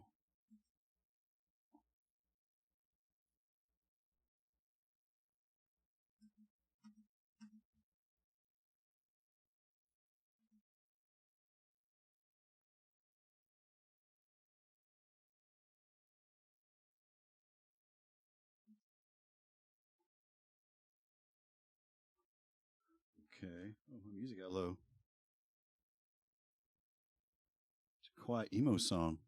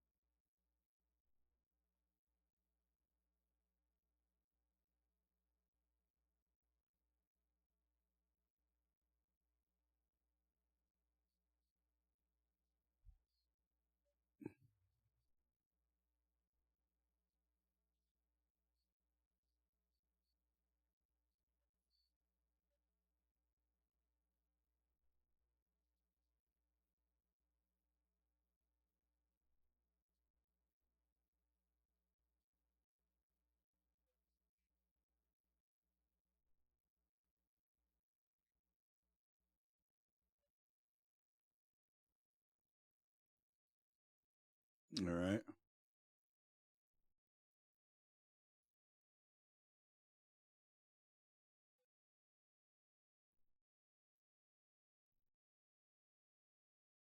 I'm going off right now. I'm going off about Discord.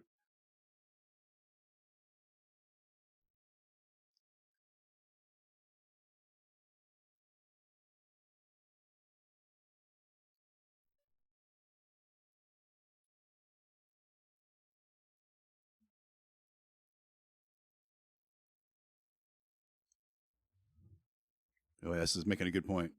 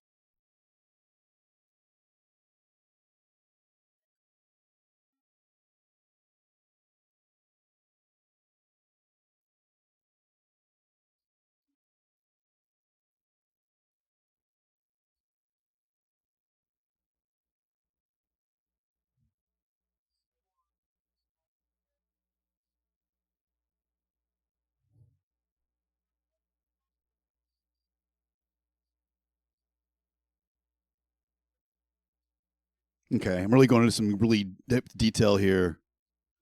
I got it. Not this.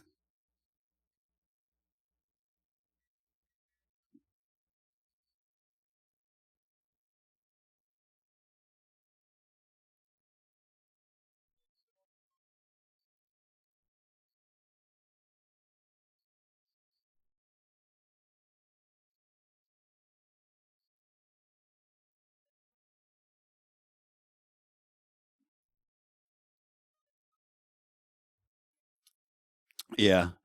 Let me speed this up.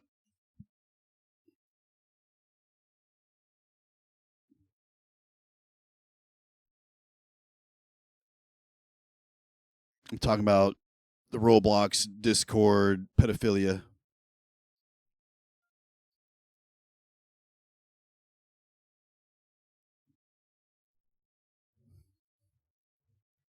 Okay.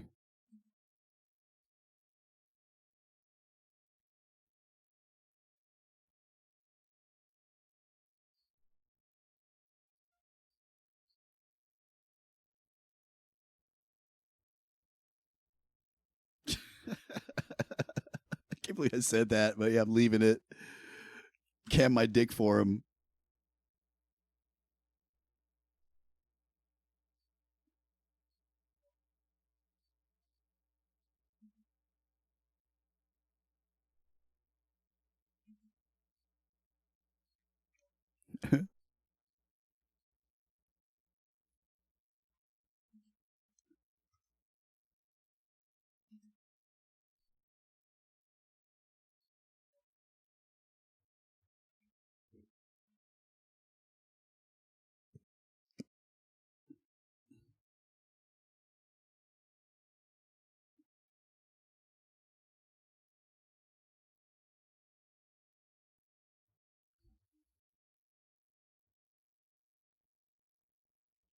Listen to it really fast.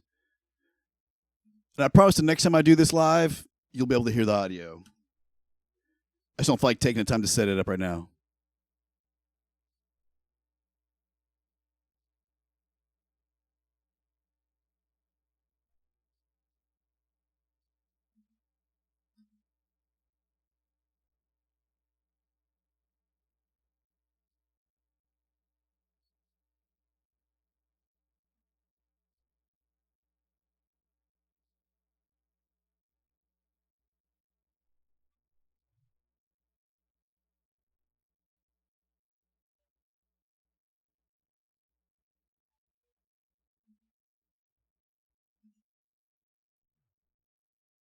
Okay.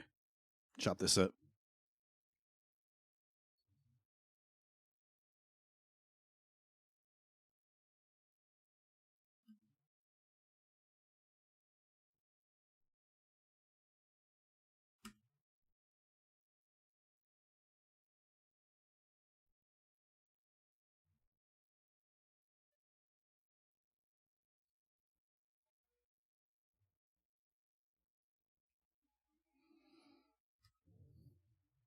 All right.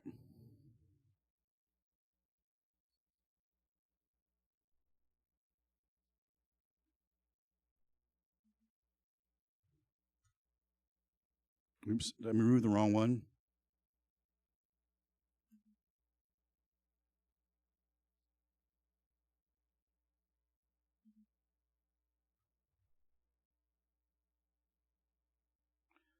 Yeah, I did mess that up a little bit.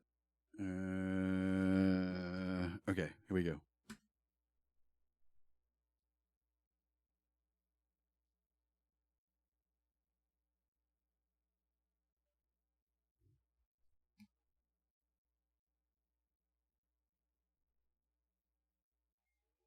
All right, this is all going to be crap. I was looking for something else.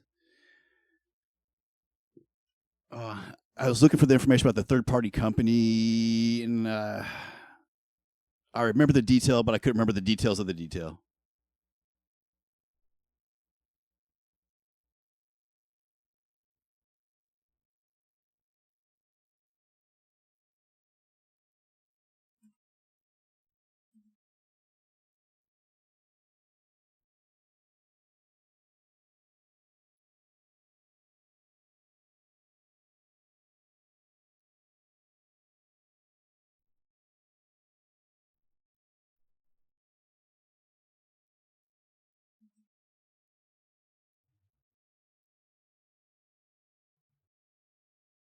Okay.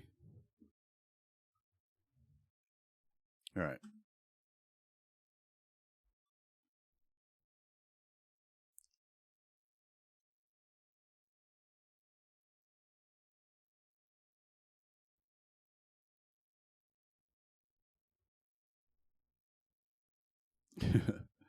All right. So go on to the next topic.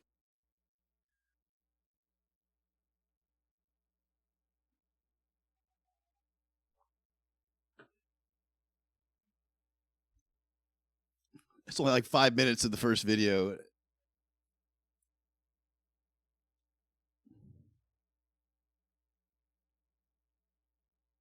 I'm still talking about it.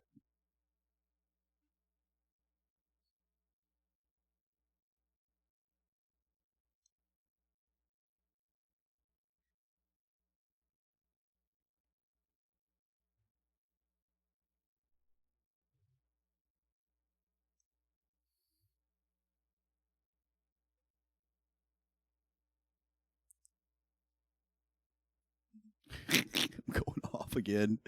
I'm going off. Should I leave it? Should I leave it?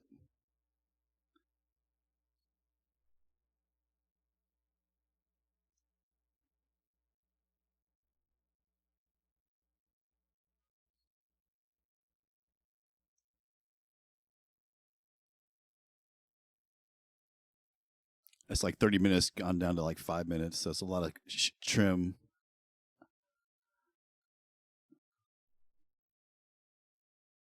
Yeah, it's 21 minutes trimmed down to like 5 minutes.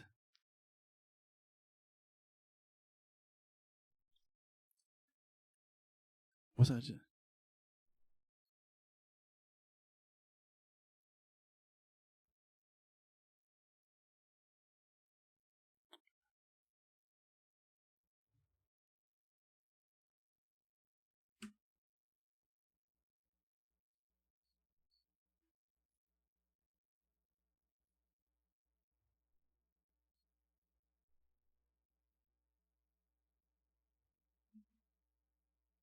Okay, I guess I'm gonna leave this in there too. Oops. Okay. Trim that and that. These pauses me smacking my lips and shit.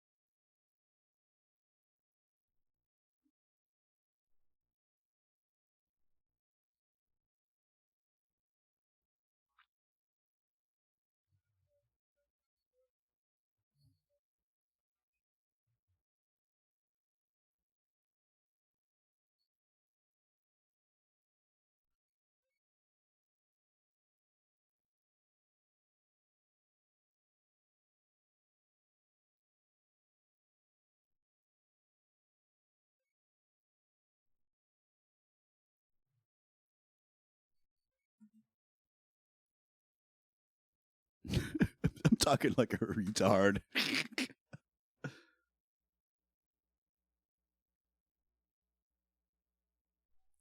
you tell I hate Discord?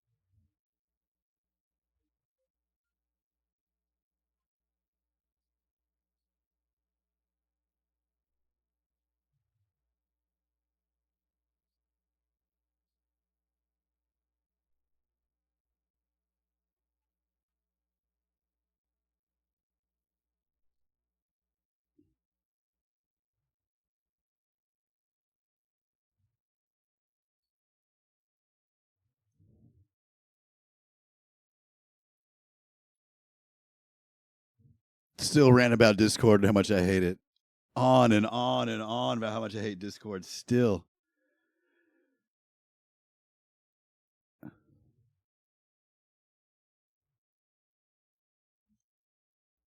Come on, come on.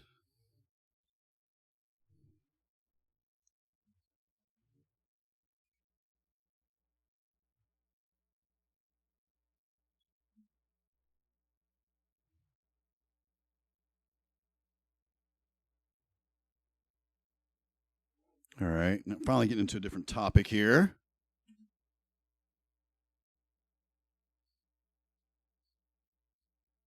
$7 minutes of ranting about Discord. Shit.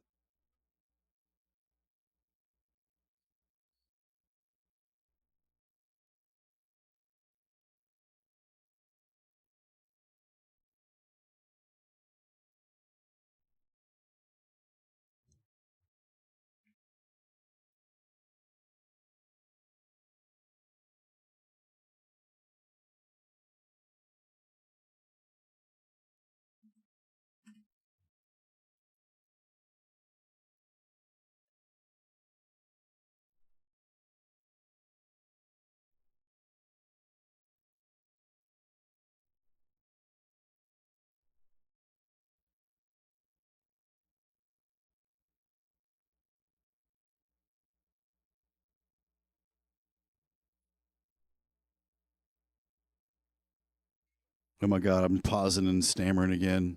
So bad, Jay. I can't even say his name because it's like AJ. I don't know why I fuck up ahas.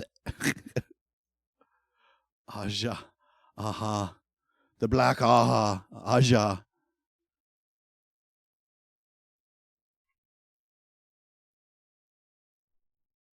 I'm so terrible. Struggling to say this bro's name.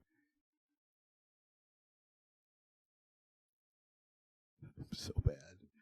So simple. I want to get so tripped up.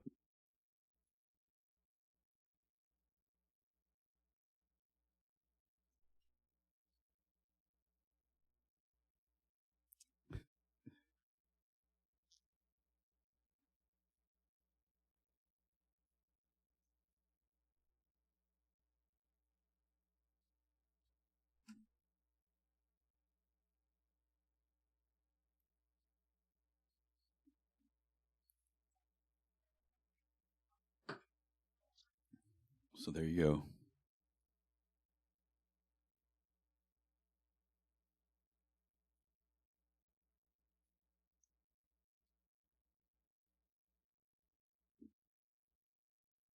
It was a good jam.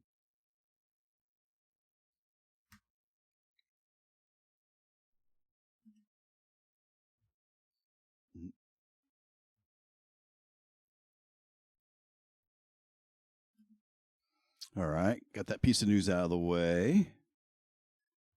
All right, what are we talking about next?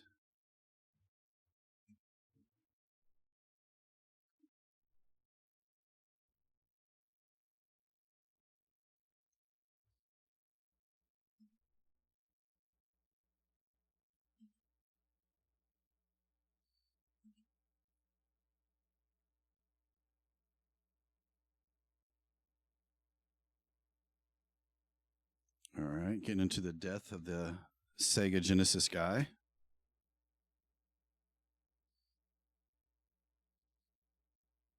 They chopped this one up a lot.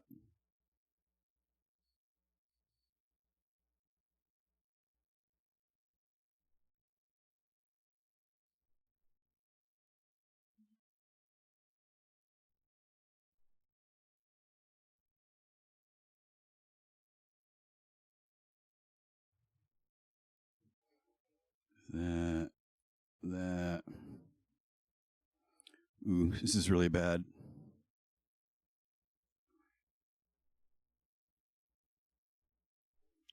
Too many pauses. Too many pauses. All right, let's listen to it now.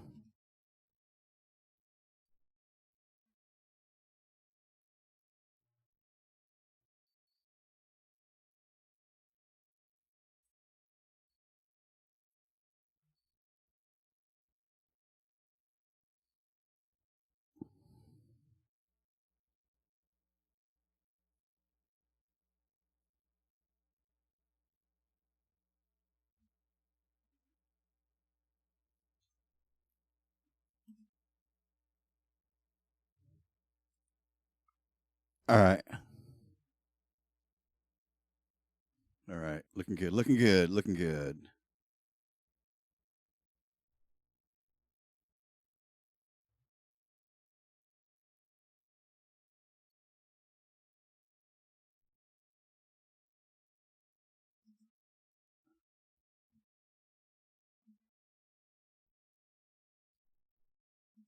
Zoom in on that. Zoom in on that. Yeah, right there. That's it. All right.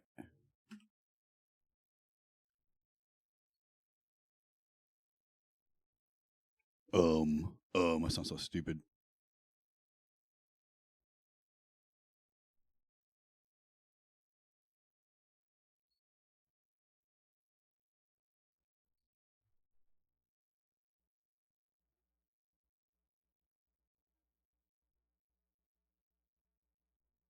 Okay, here's a summary.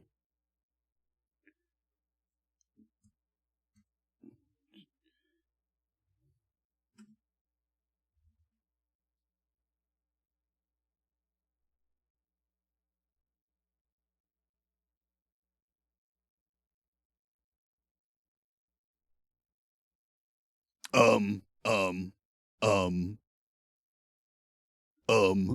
fucking over and over.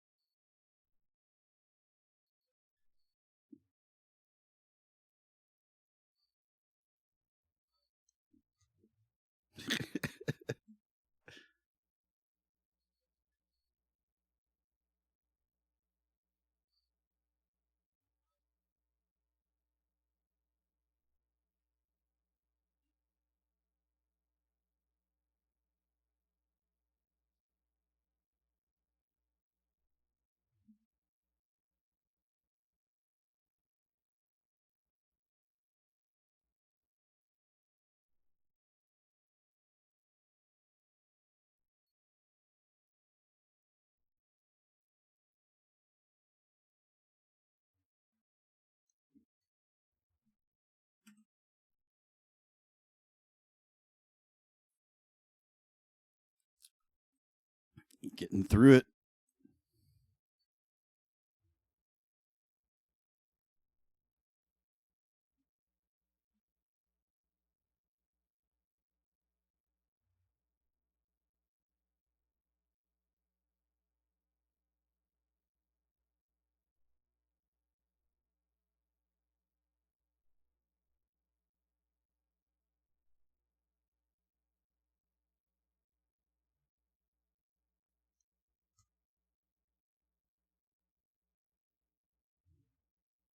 Come on with some TI. All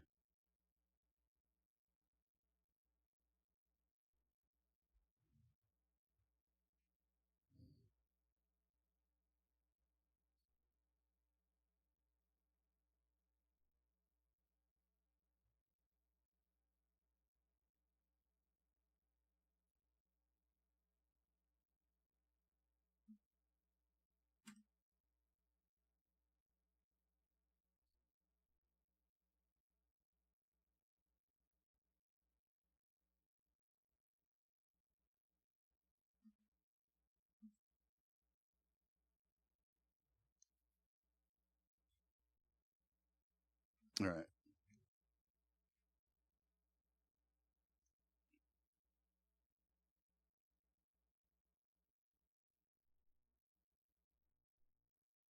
Come on, let's get through this.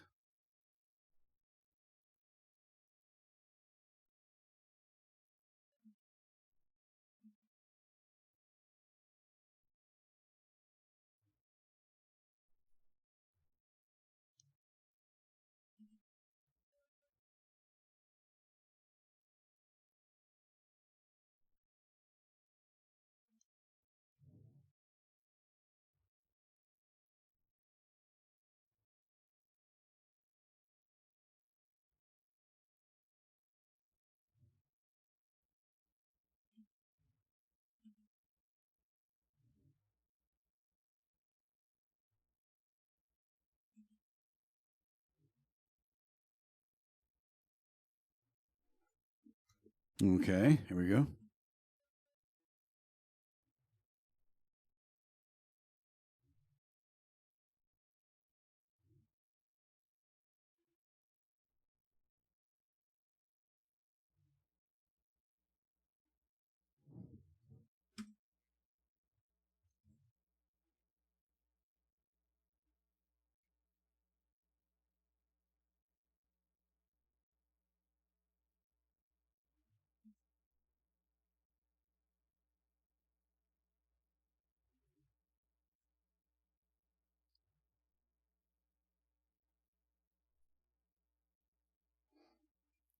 You guys tell I'm just like freeforming. I'm just going off.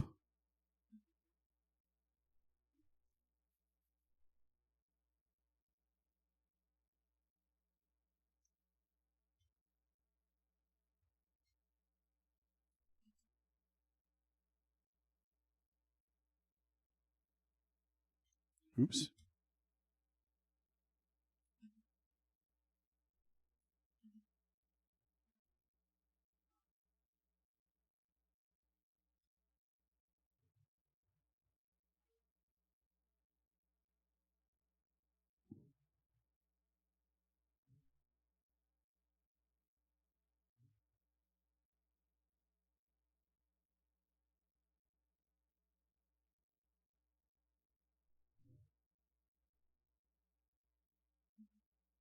Okay. You got it. I got it. Okay. I see why I did that now.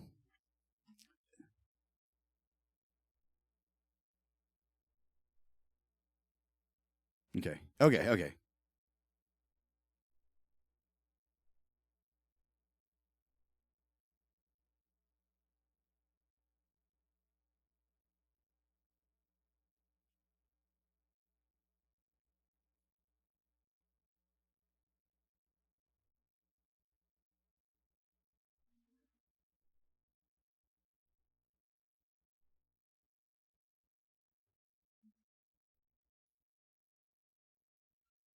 Okay. Gotta have this in there. Should have started with this part.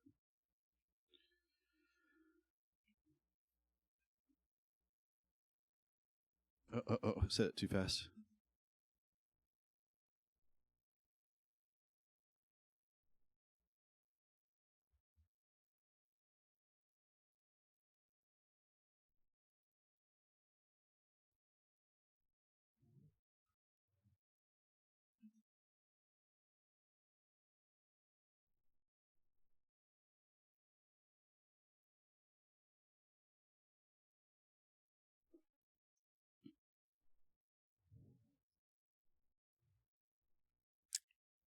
Come on, baby.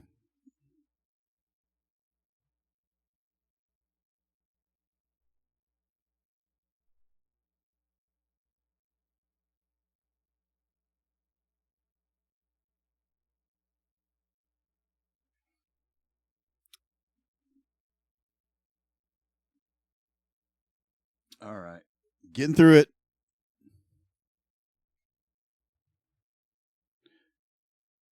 It's a good thing this is a long spiel. I don't have to edit too much. I have to refill my coffee, though.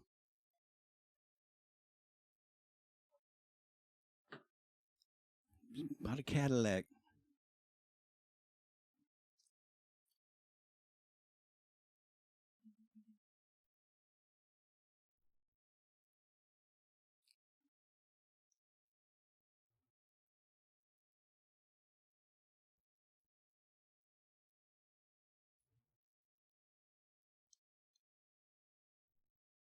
All right.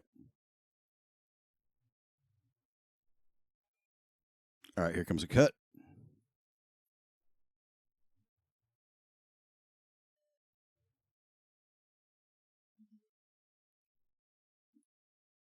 All right.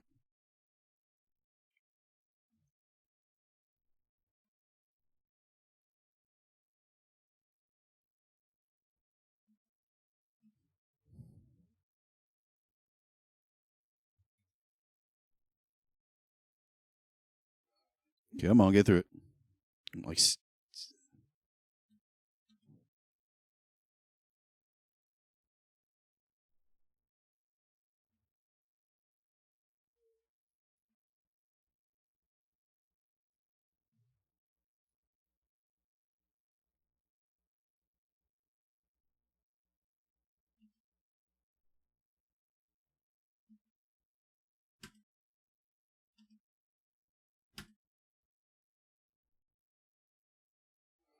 Is that going to sound stupid if I cut it? I'm like right in the middle of a word. I hate having to make these kind of cuts.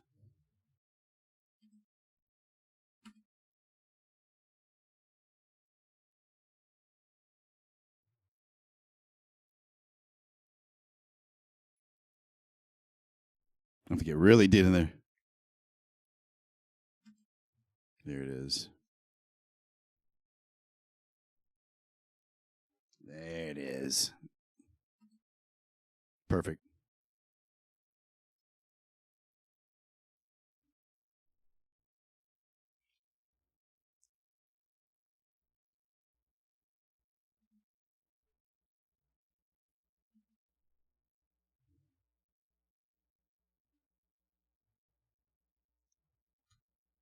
Okay.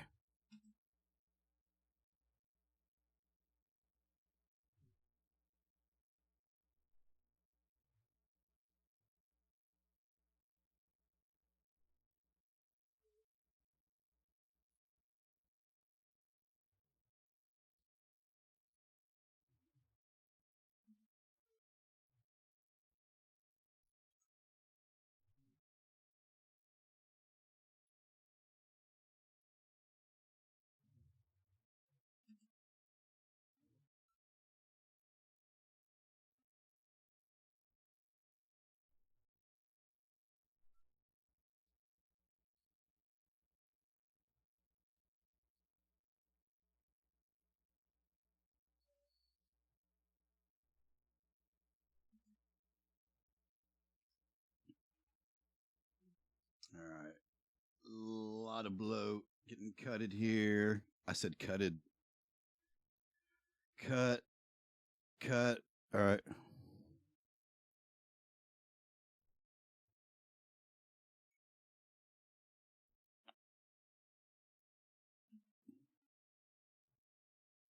Yep. Talk about Marvel Rivals. Oops. Bullshit. I'll never play that game. I tried it.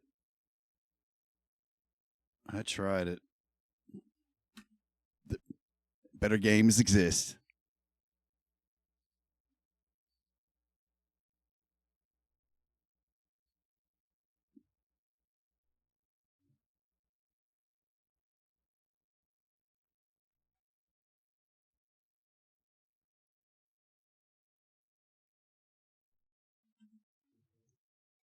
Yeah.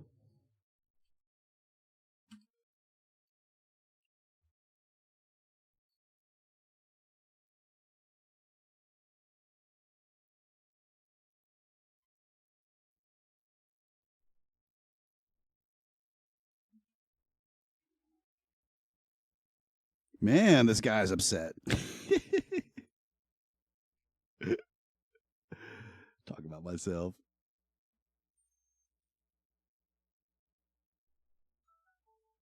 All right. Here we go. Getting through it.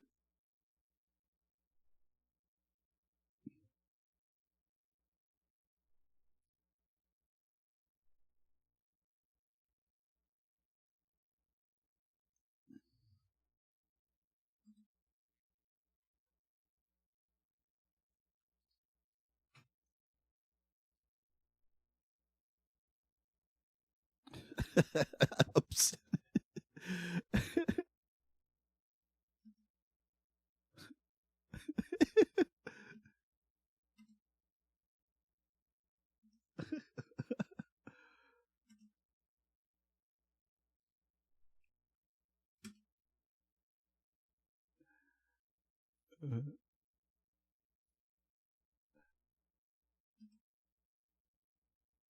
Fuck Marvel Rivals.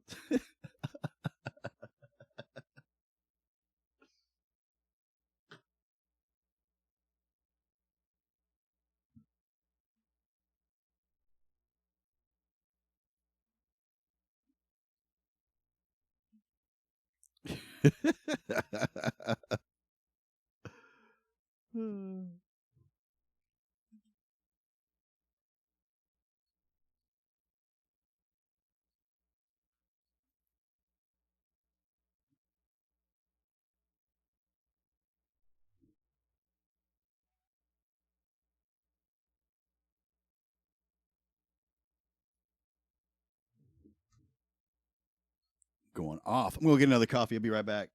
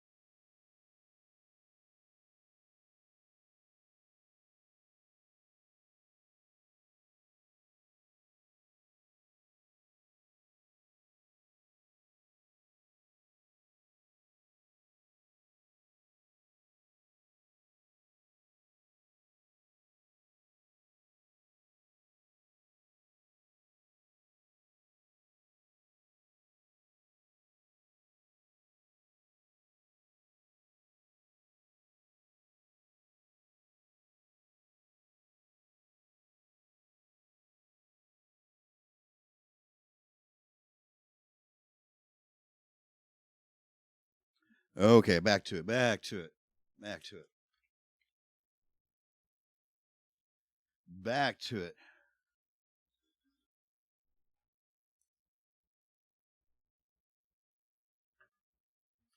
Back to it. All right. Definitely need to work on my. Well, it is the live stream, so.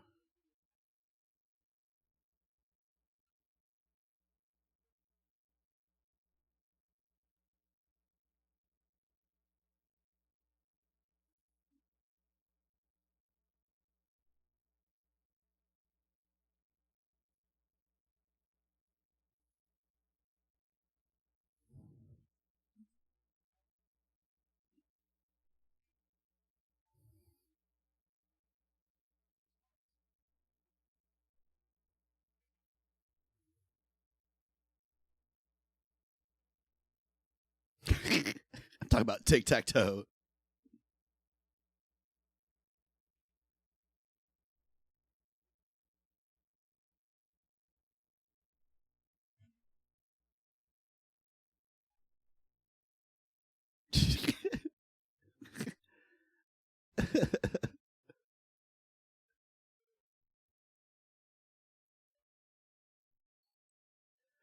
Yeah.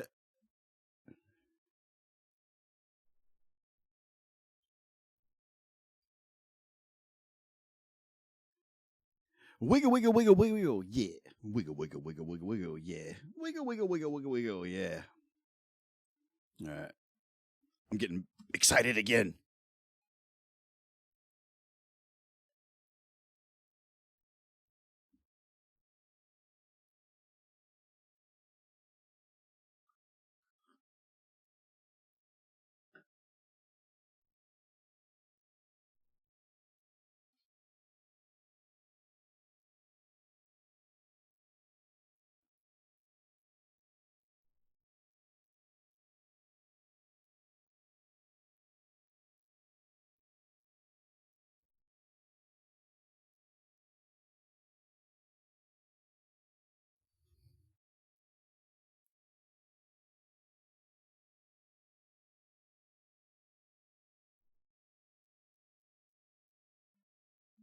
Oh man, I'm going off for party rockin'.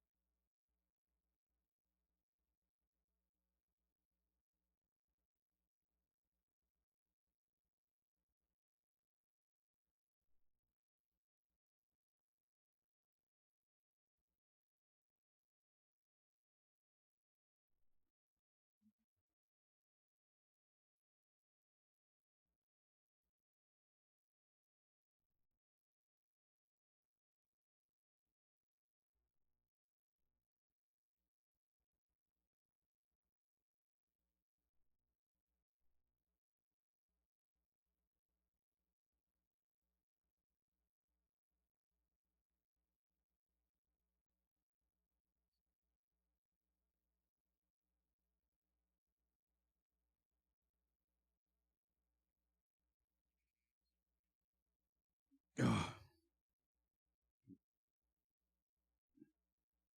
video's probably about 15 minutes long when it's done. Was it like 50 minutes originally?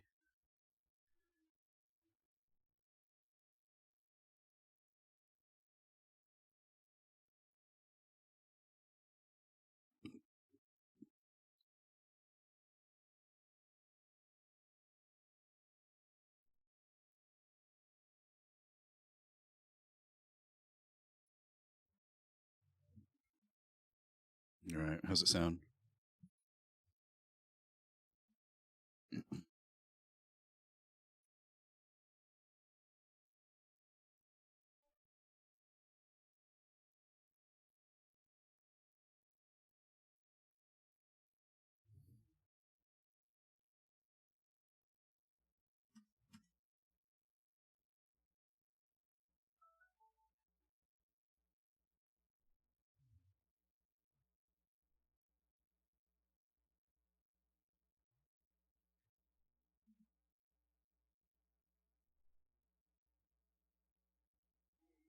Get rid of some of these gaps right now.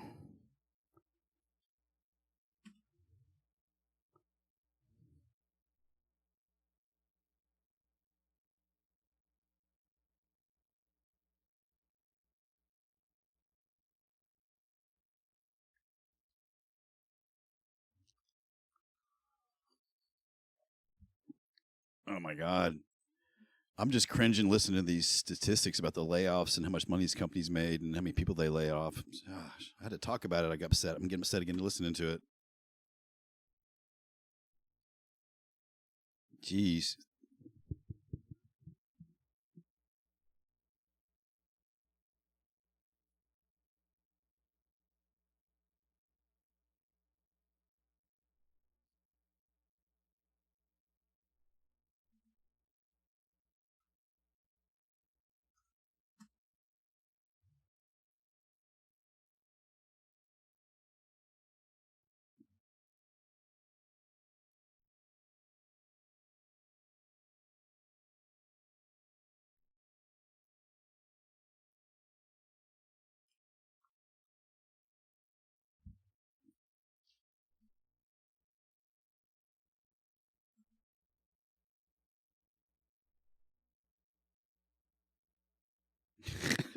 Fuck you for being stupid.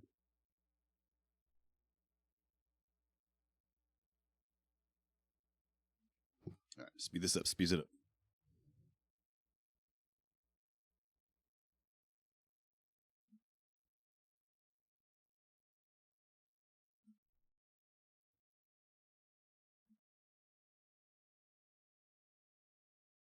All right. All right. Here we go.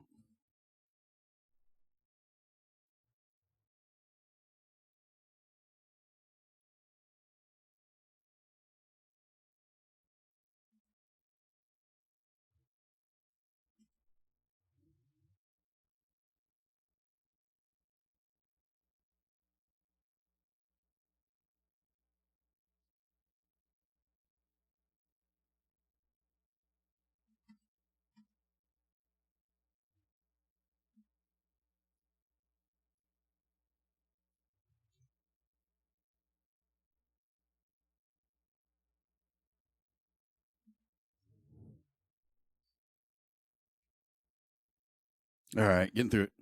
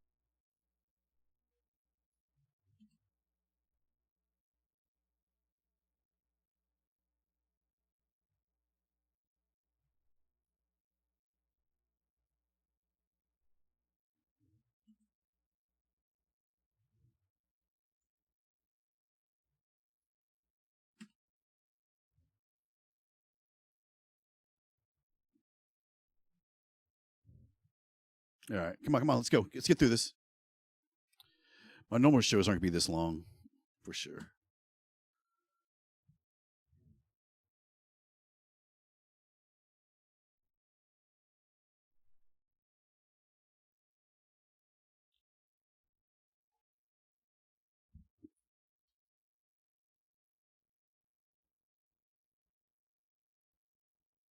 Some bloat I can get through right here.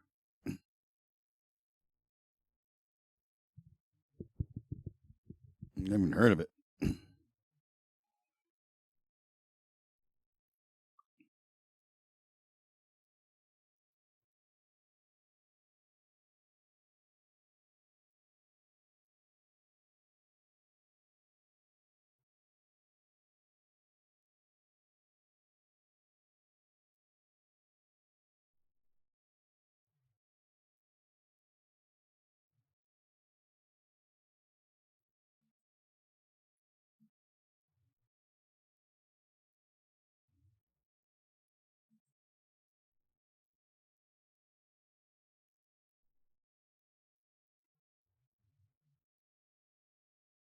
All right, there we go.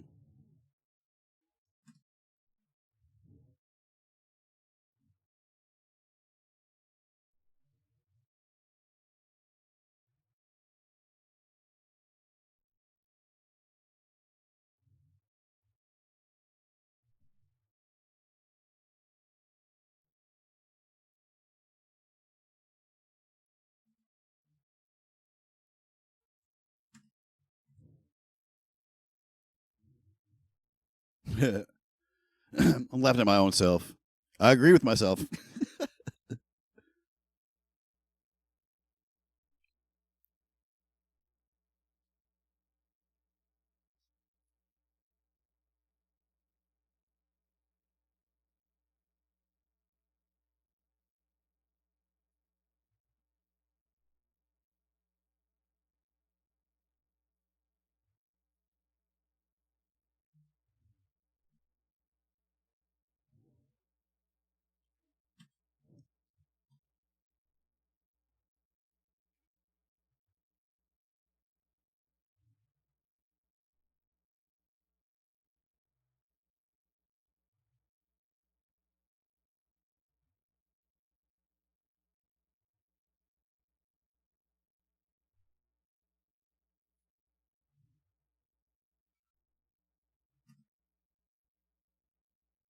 Oops.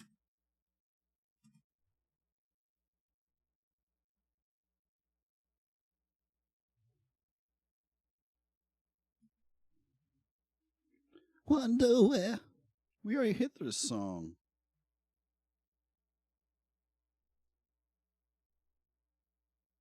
No, we haven't heard it yet. I'm just so familiar with it.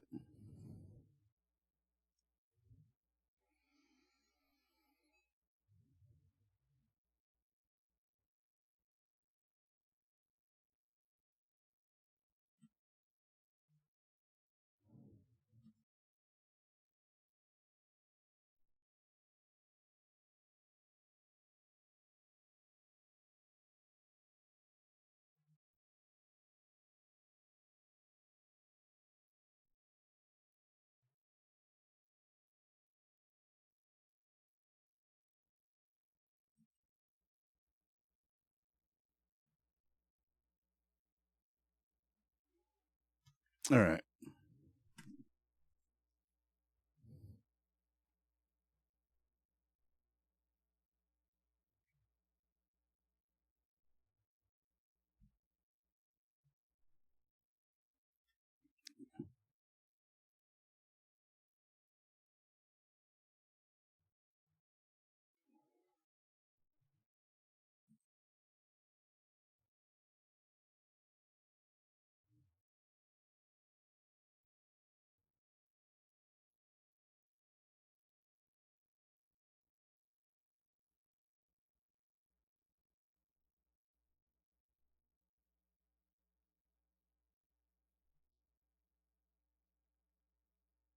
Oh my god.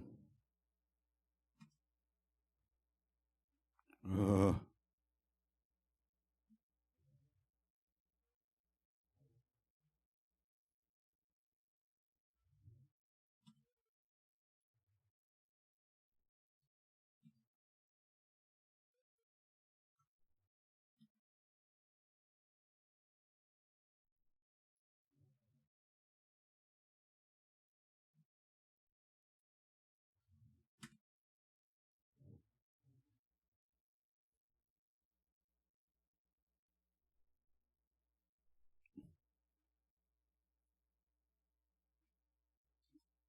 really boring. I'm just not even saying anything.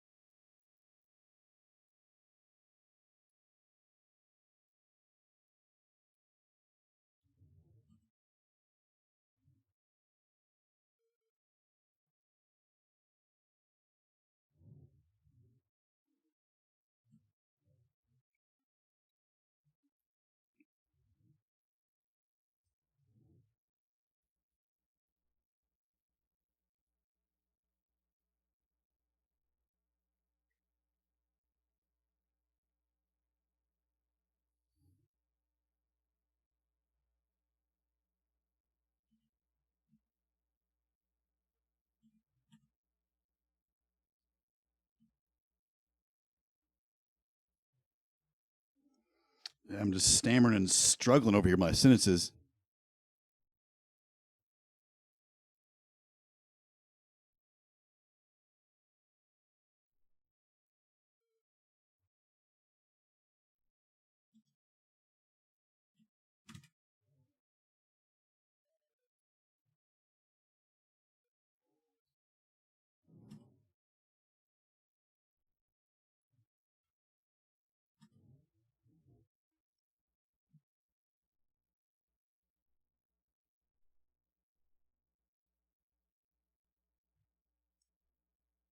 Um,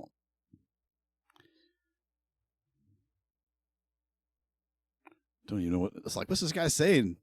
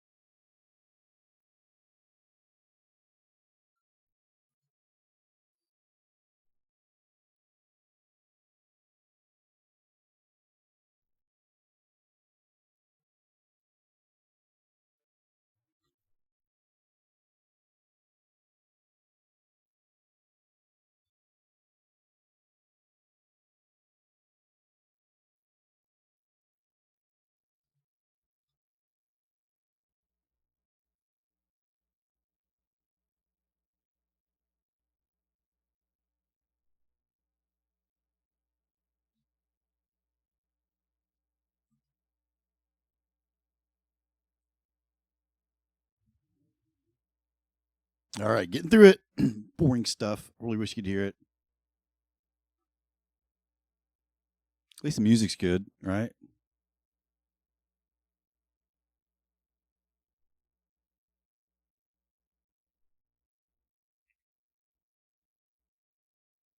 Oh shit.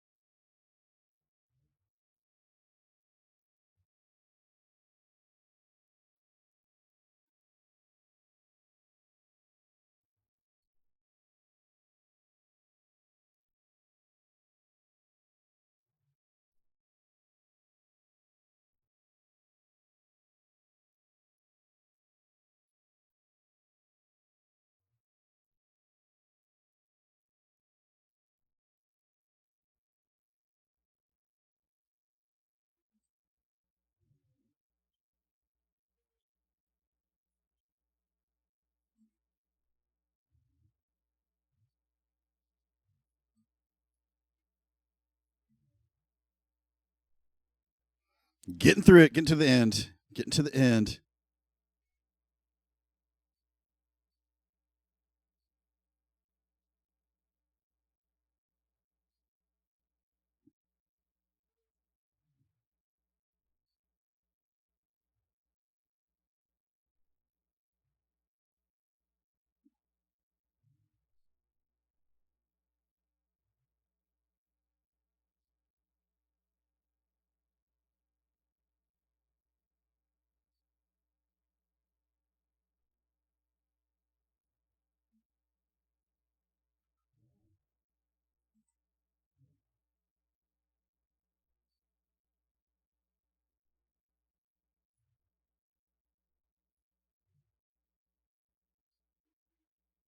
Doesn't sound right.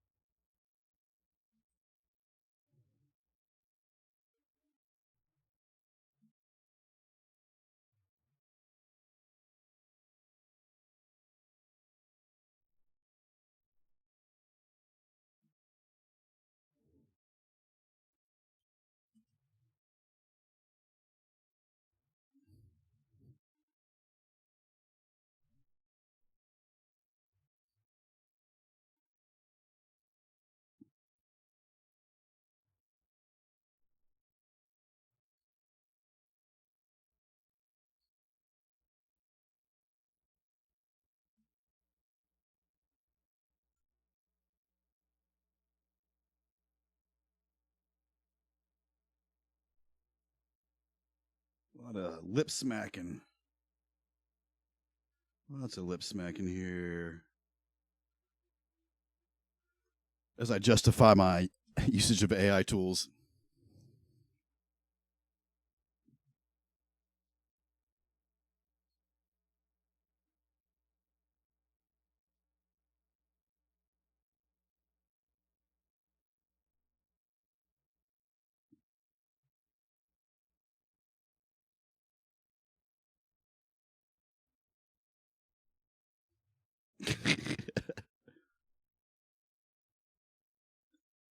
What did I just say? My music is so loud.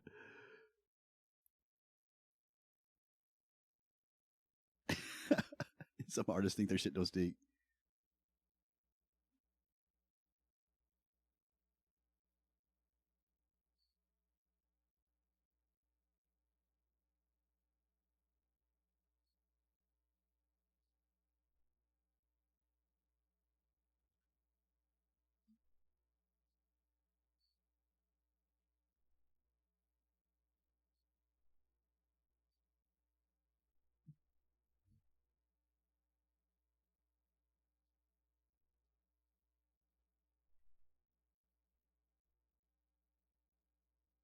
Um,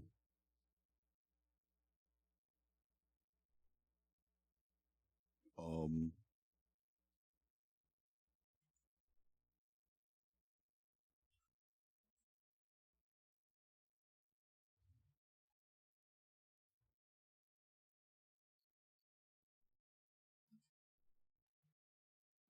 yeah, talking about AI, it really has. It makes a lot of manual work expeditious.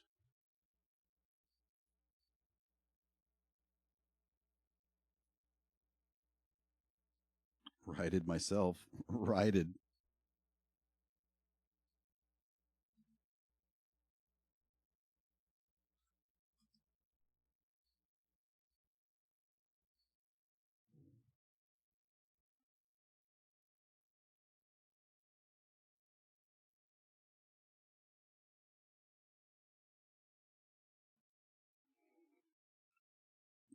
Damn, I really need to get better at that. Like these long pauses when I'm explaining things.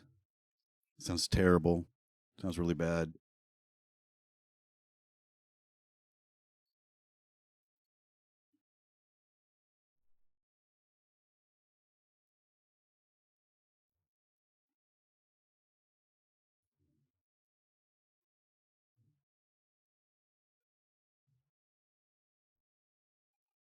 Oh my god. Oh my god.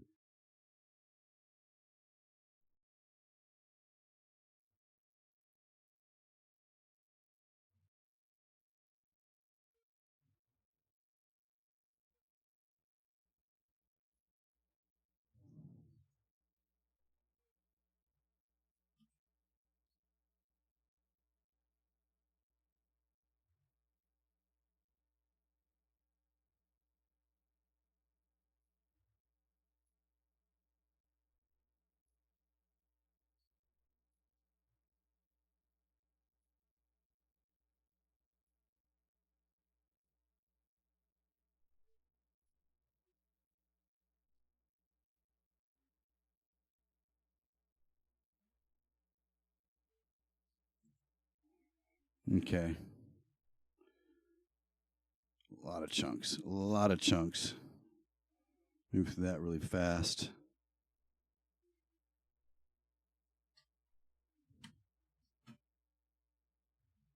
I may have to leave and give someone a ride here in a little bit. I knew I would.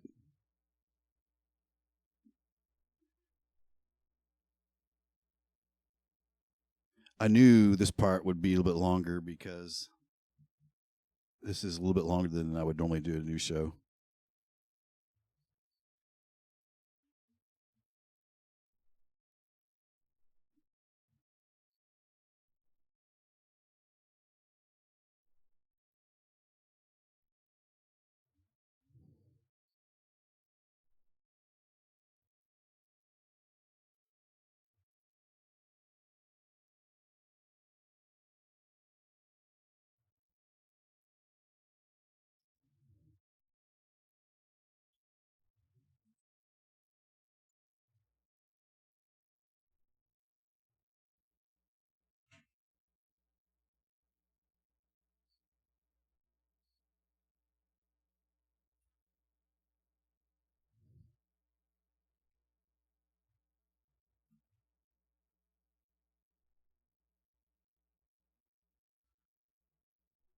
We heard the song already.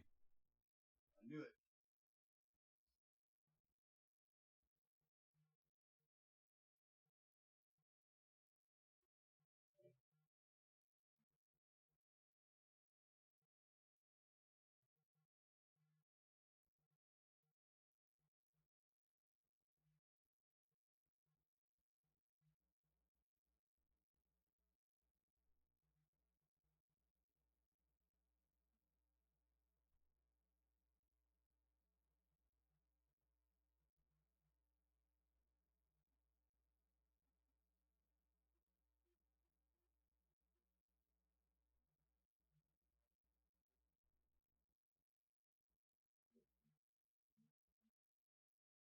All right. Sometimes it's like a 15-hour playlist, and sometimes it gets hung on a loop. All right, where were we at?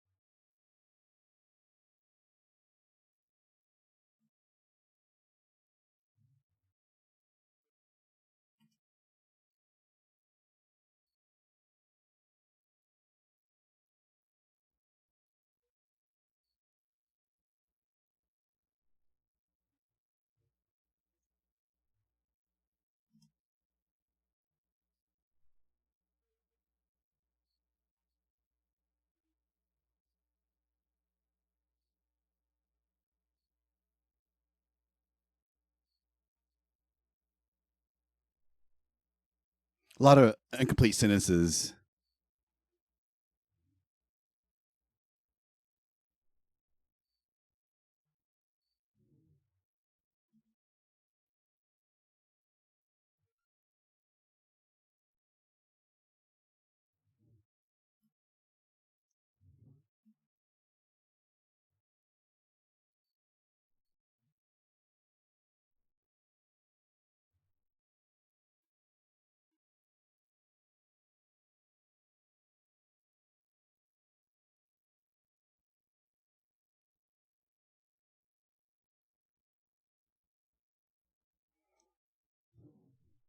Ooh, I'm almost done.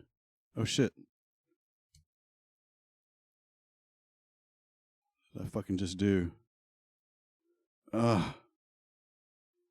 God damn it! The fuck did I just do? Oh. Whew.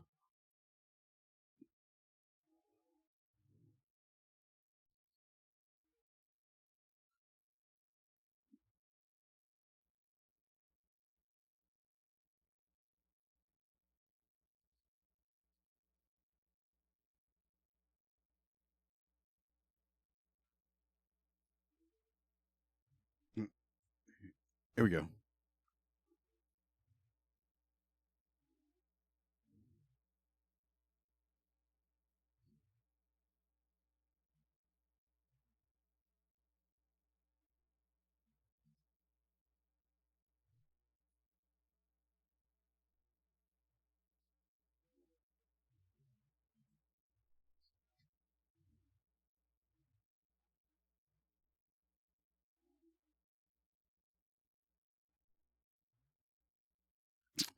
Get almost to the end of it.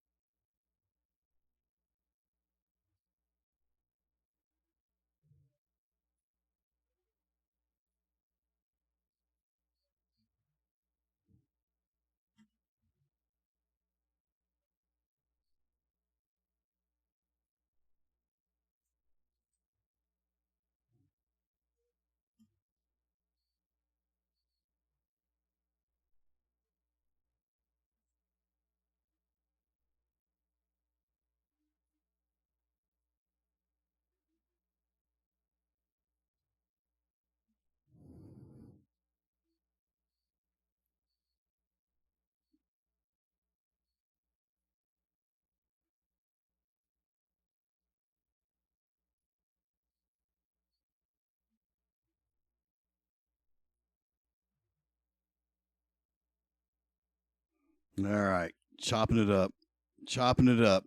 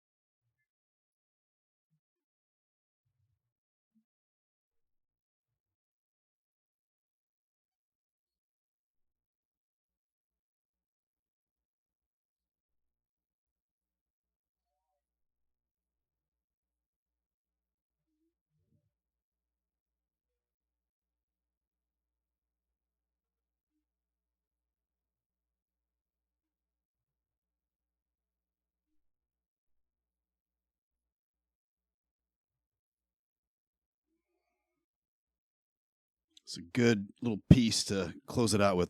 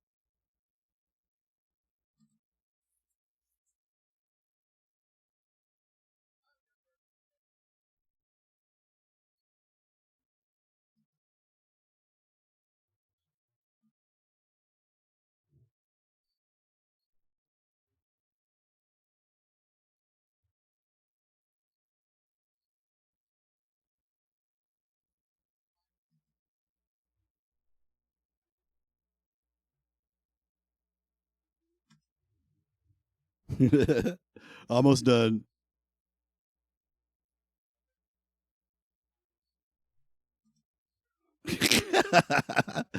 I'm pretty funny.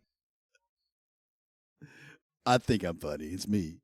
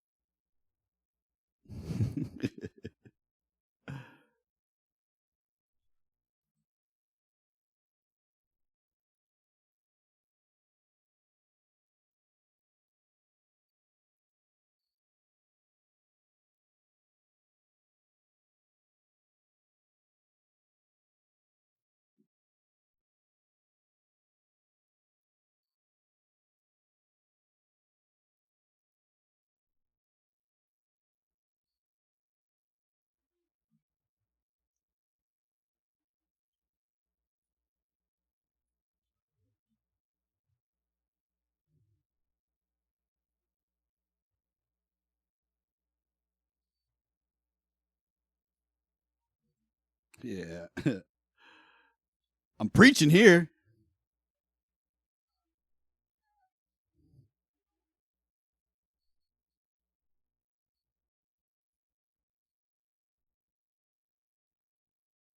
Race to the bottom. Perfectly articulated.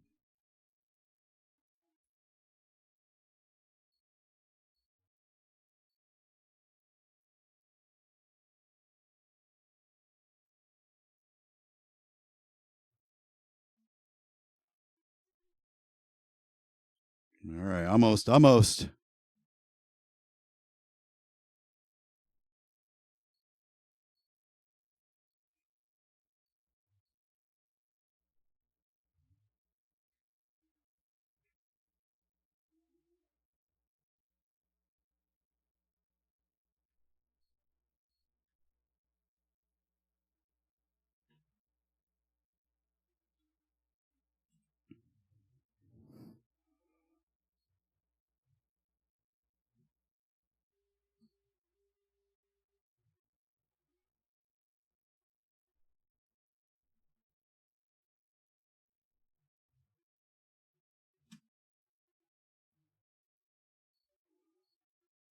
Spiritual damage, he says.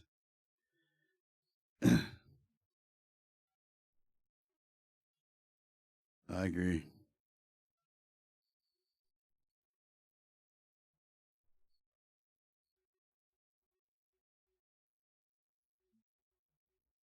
Yeah. Yep.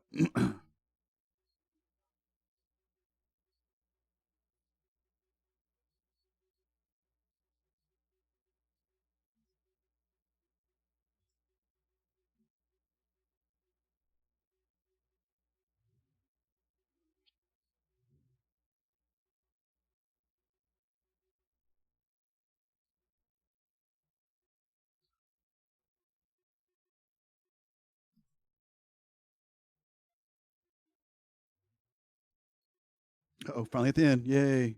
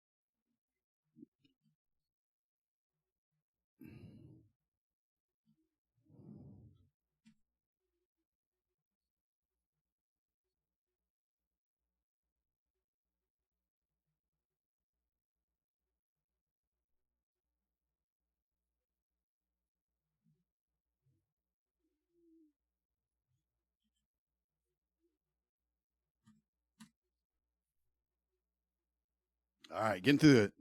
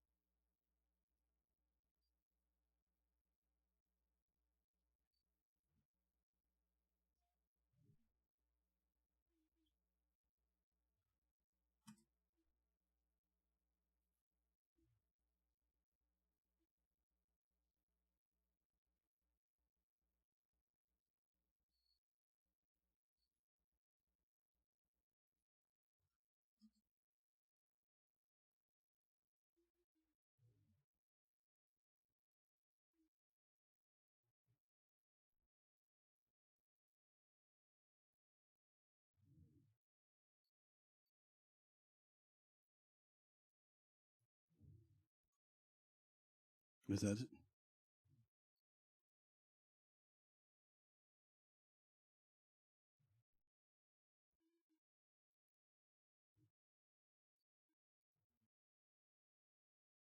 Okay, that's it. That's it. That's it. Got to the bottom of it.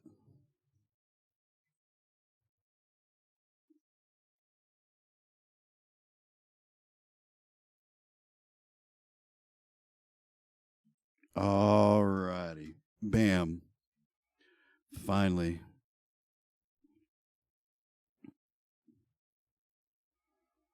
Um.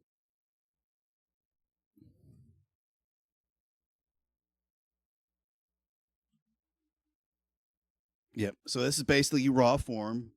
Just that's gonna be the long form that I'm gonna post. I'm gonna go ahead and start the rendering on it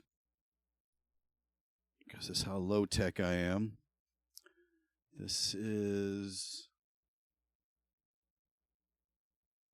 news, gaming news, vid, game, news, and the date 021626. We're going to put it to our Remux drive.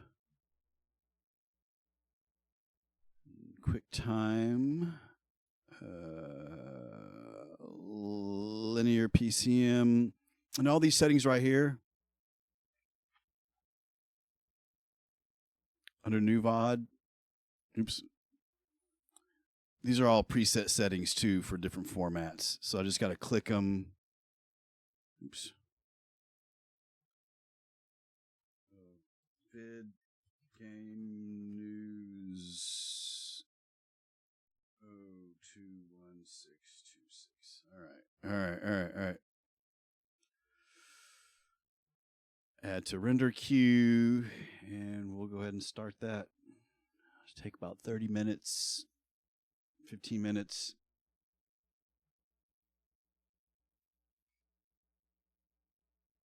I'm like playing a fucking AC/DC album here.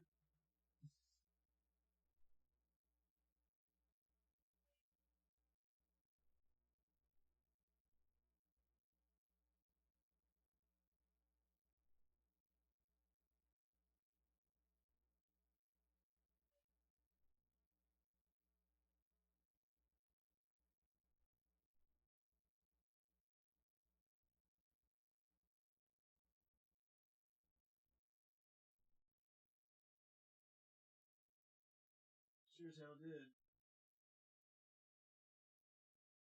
Sure as hell did. Put on a fucking album. Yes, leave.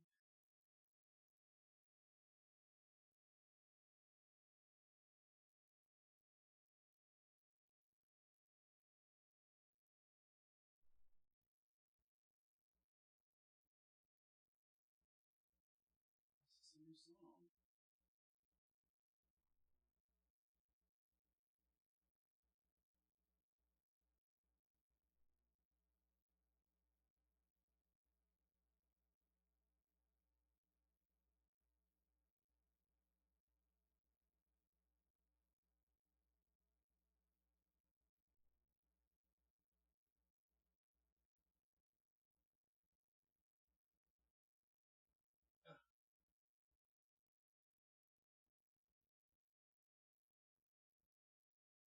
Why is my music not cooperating with me?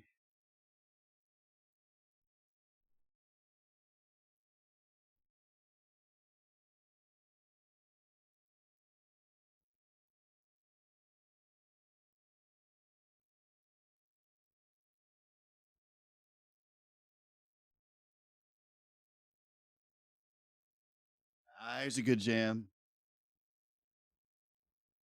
Sprite.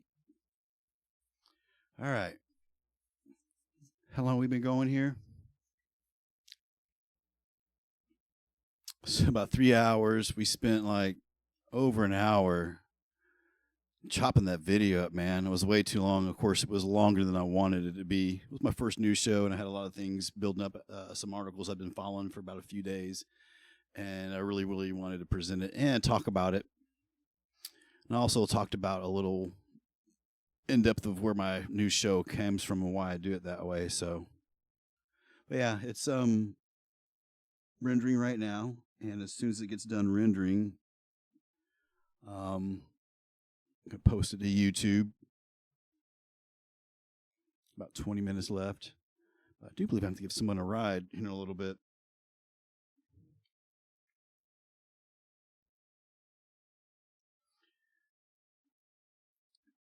And it's about like how I thought it was going to happen. So I think I'm just going to wrap this stream up right now. It's my first new stream, my first time to edit shit live. And there's a lot more I wanted to do. And I guess I got to refine that workflow a little bit. So yeah, we'll just wrap it up there.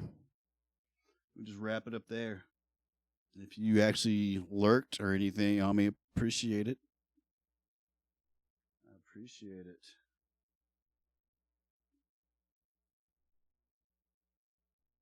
So when I started, I knew it was either gonna be really long or about short. So I'm gonna go hit the short and work on some of this stuff off stream, refine my flow a little bit.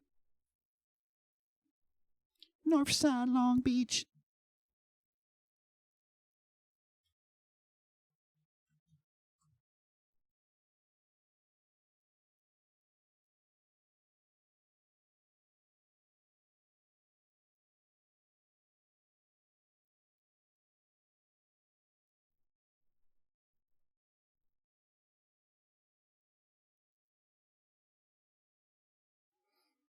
Until next time.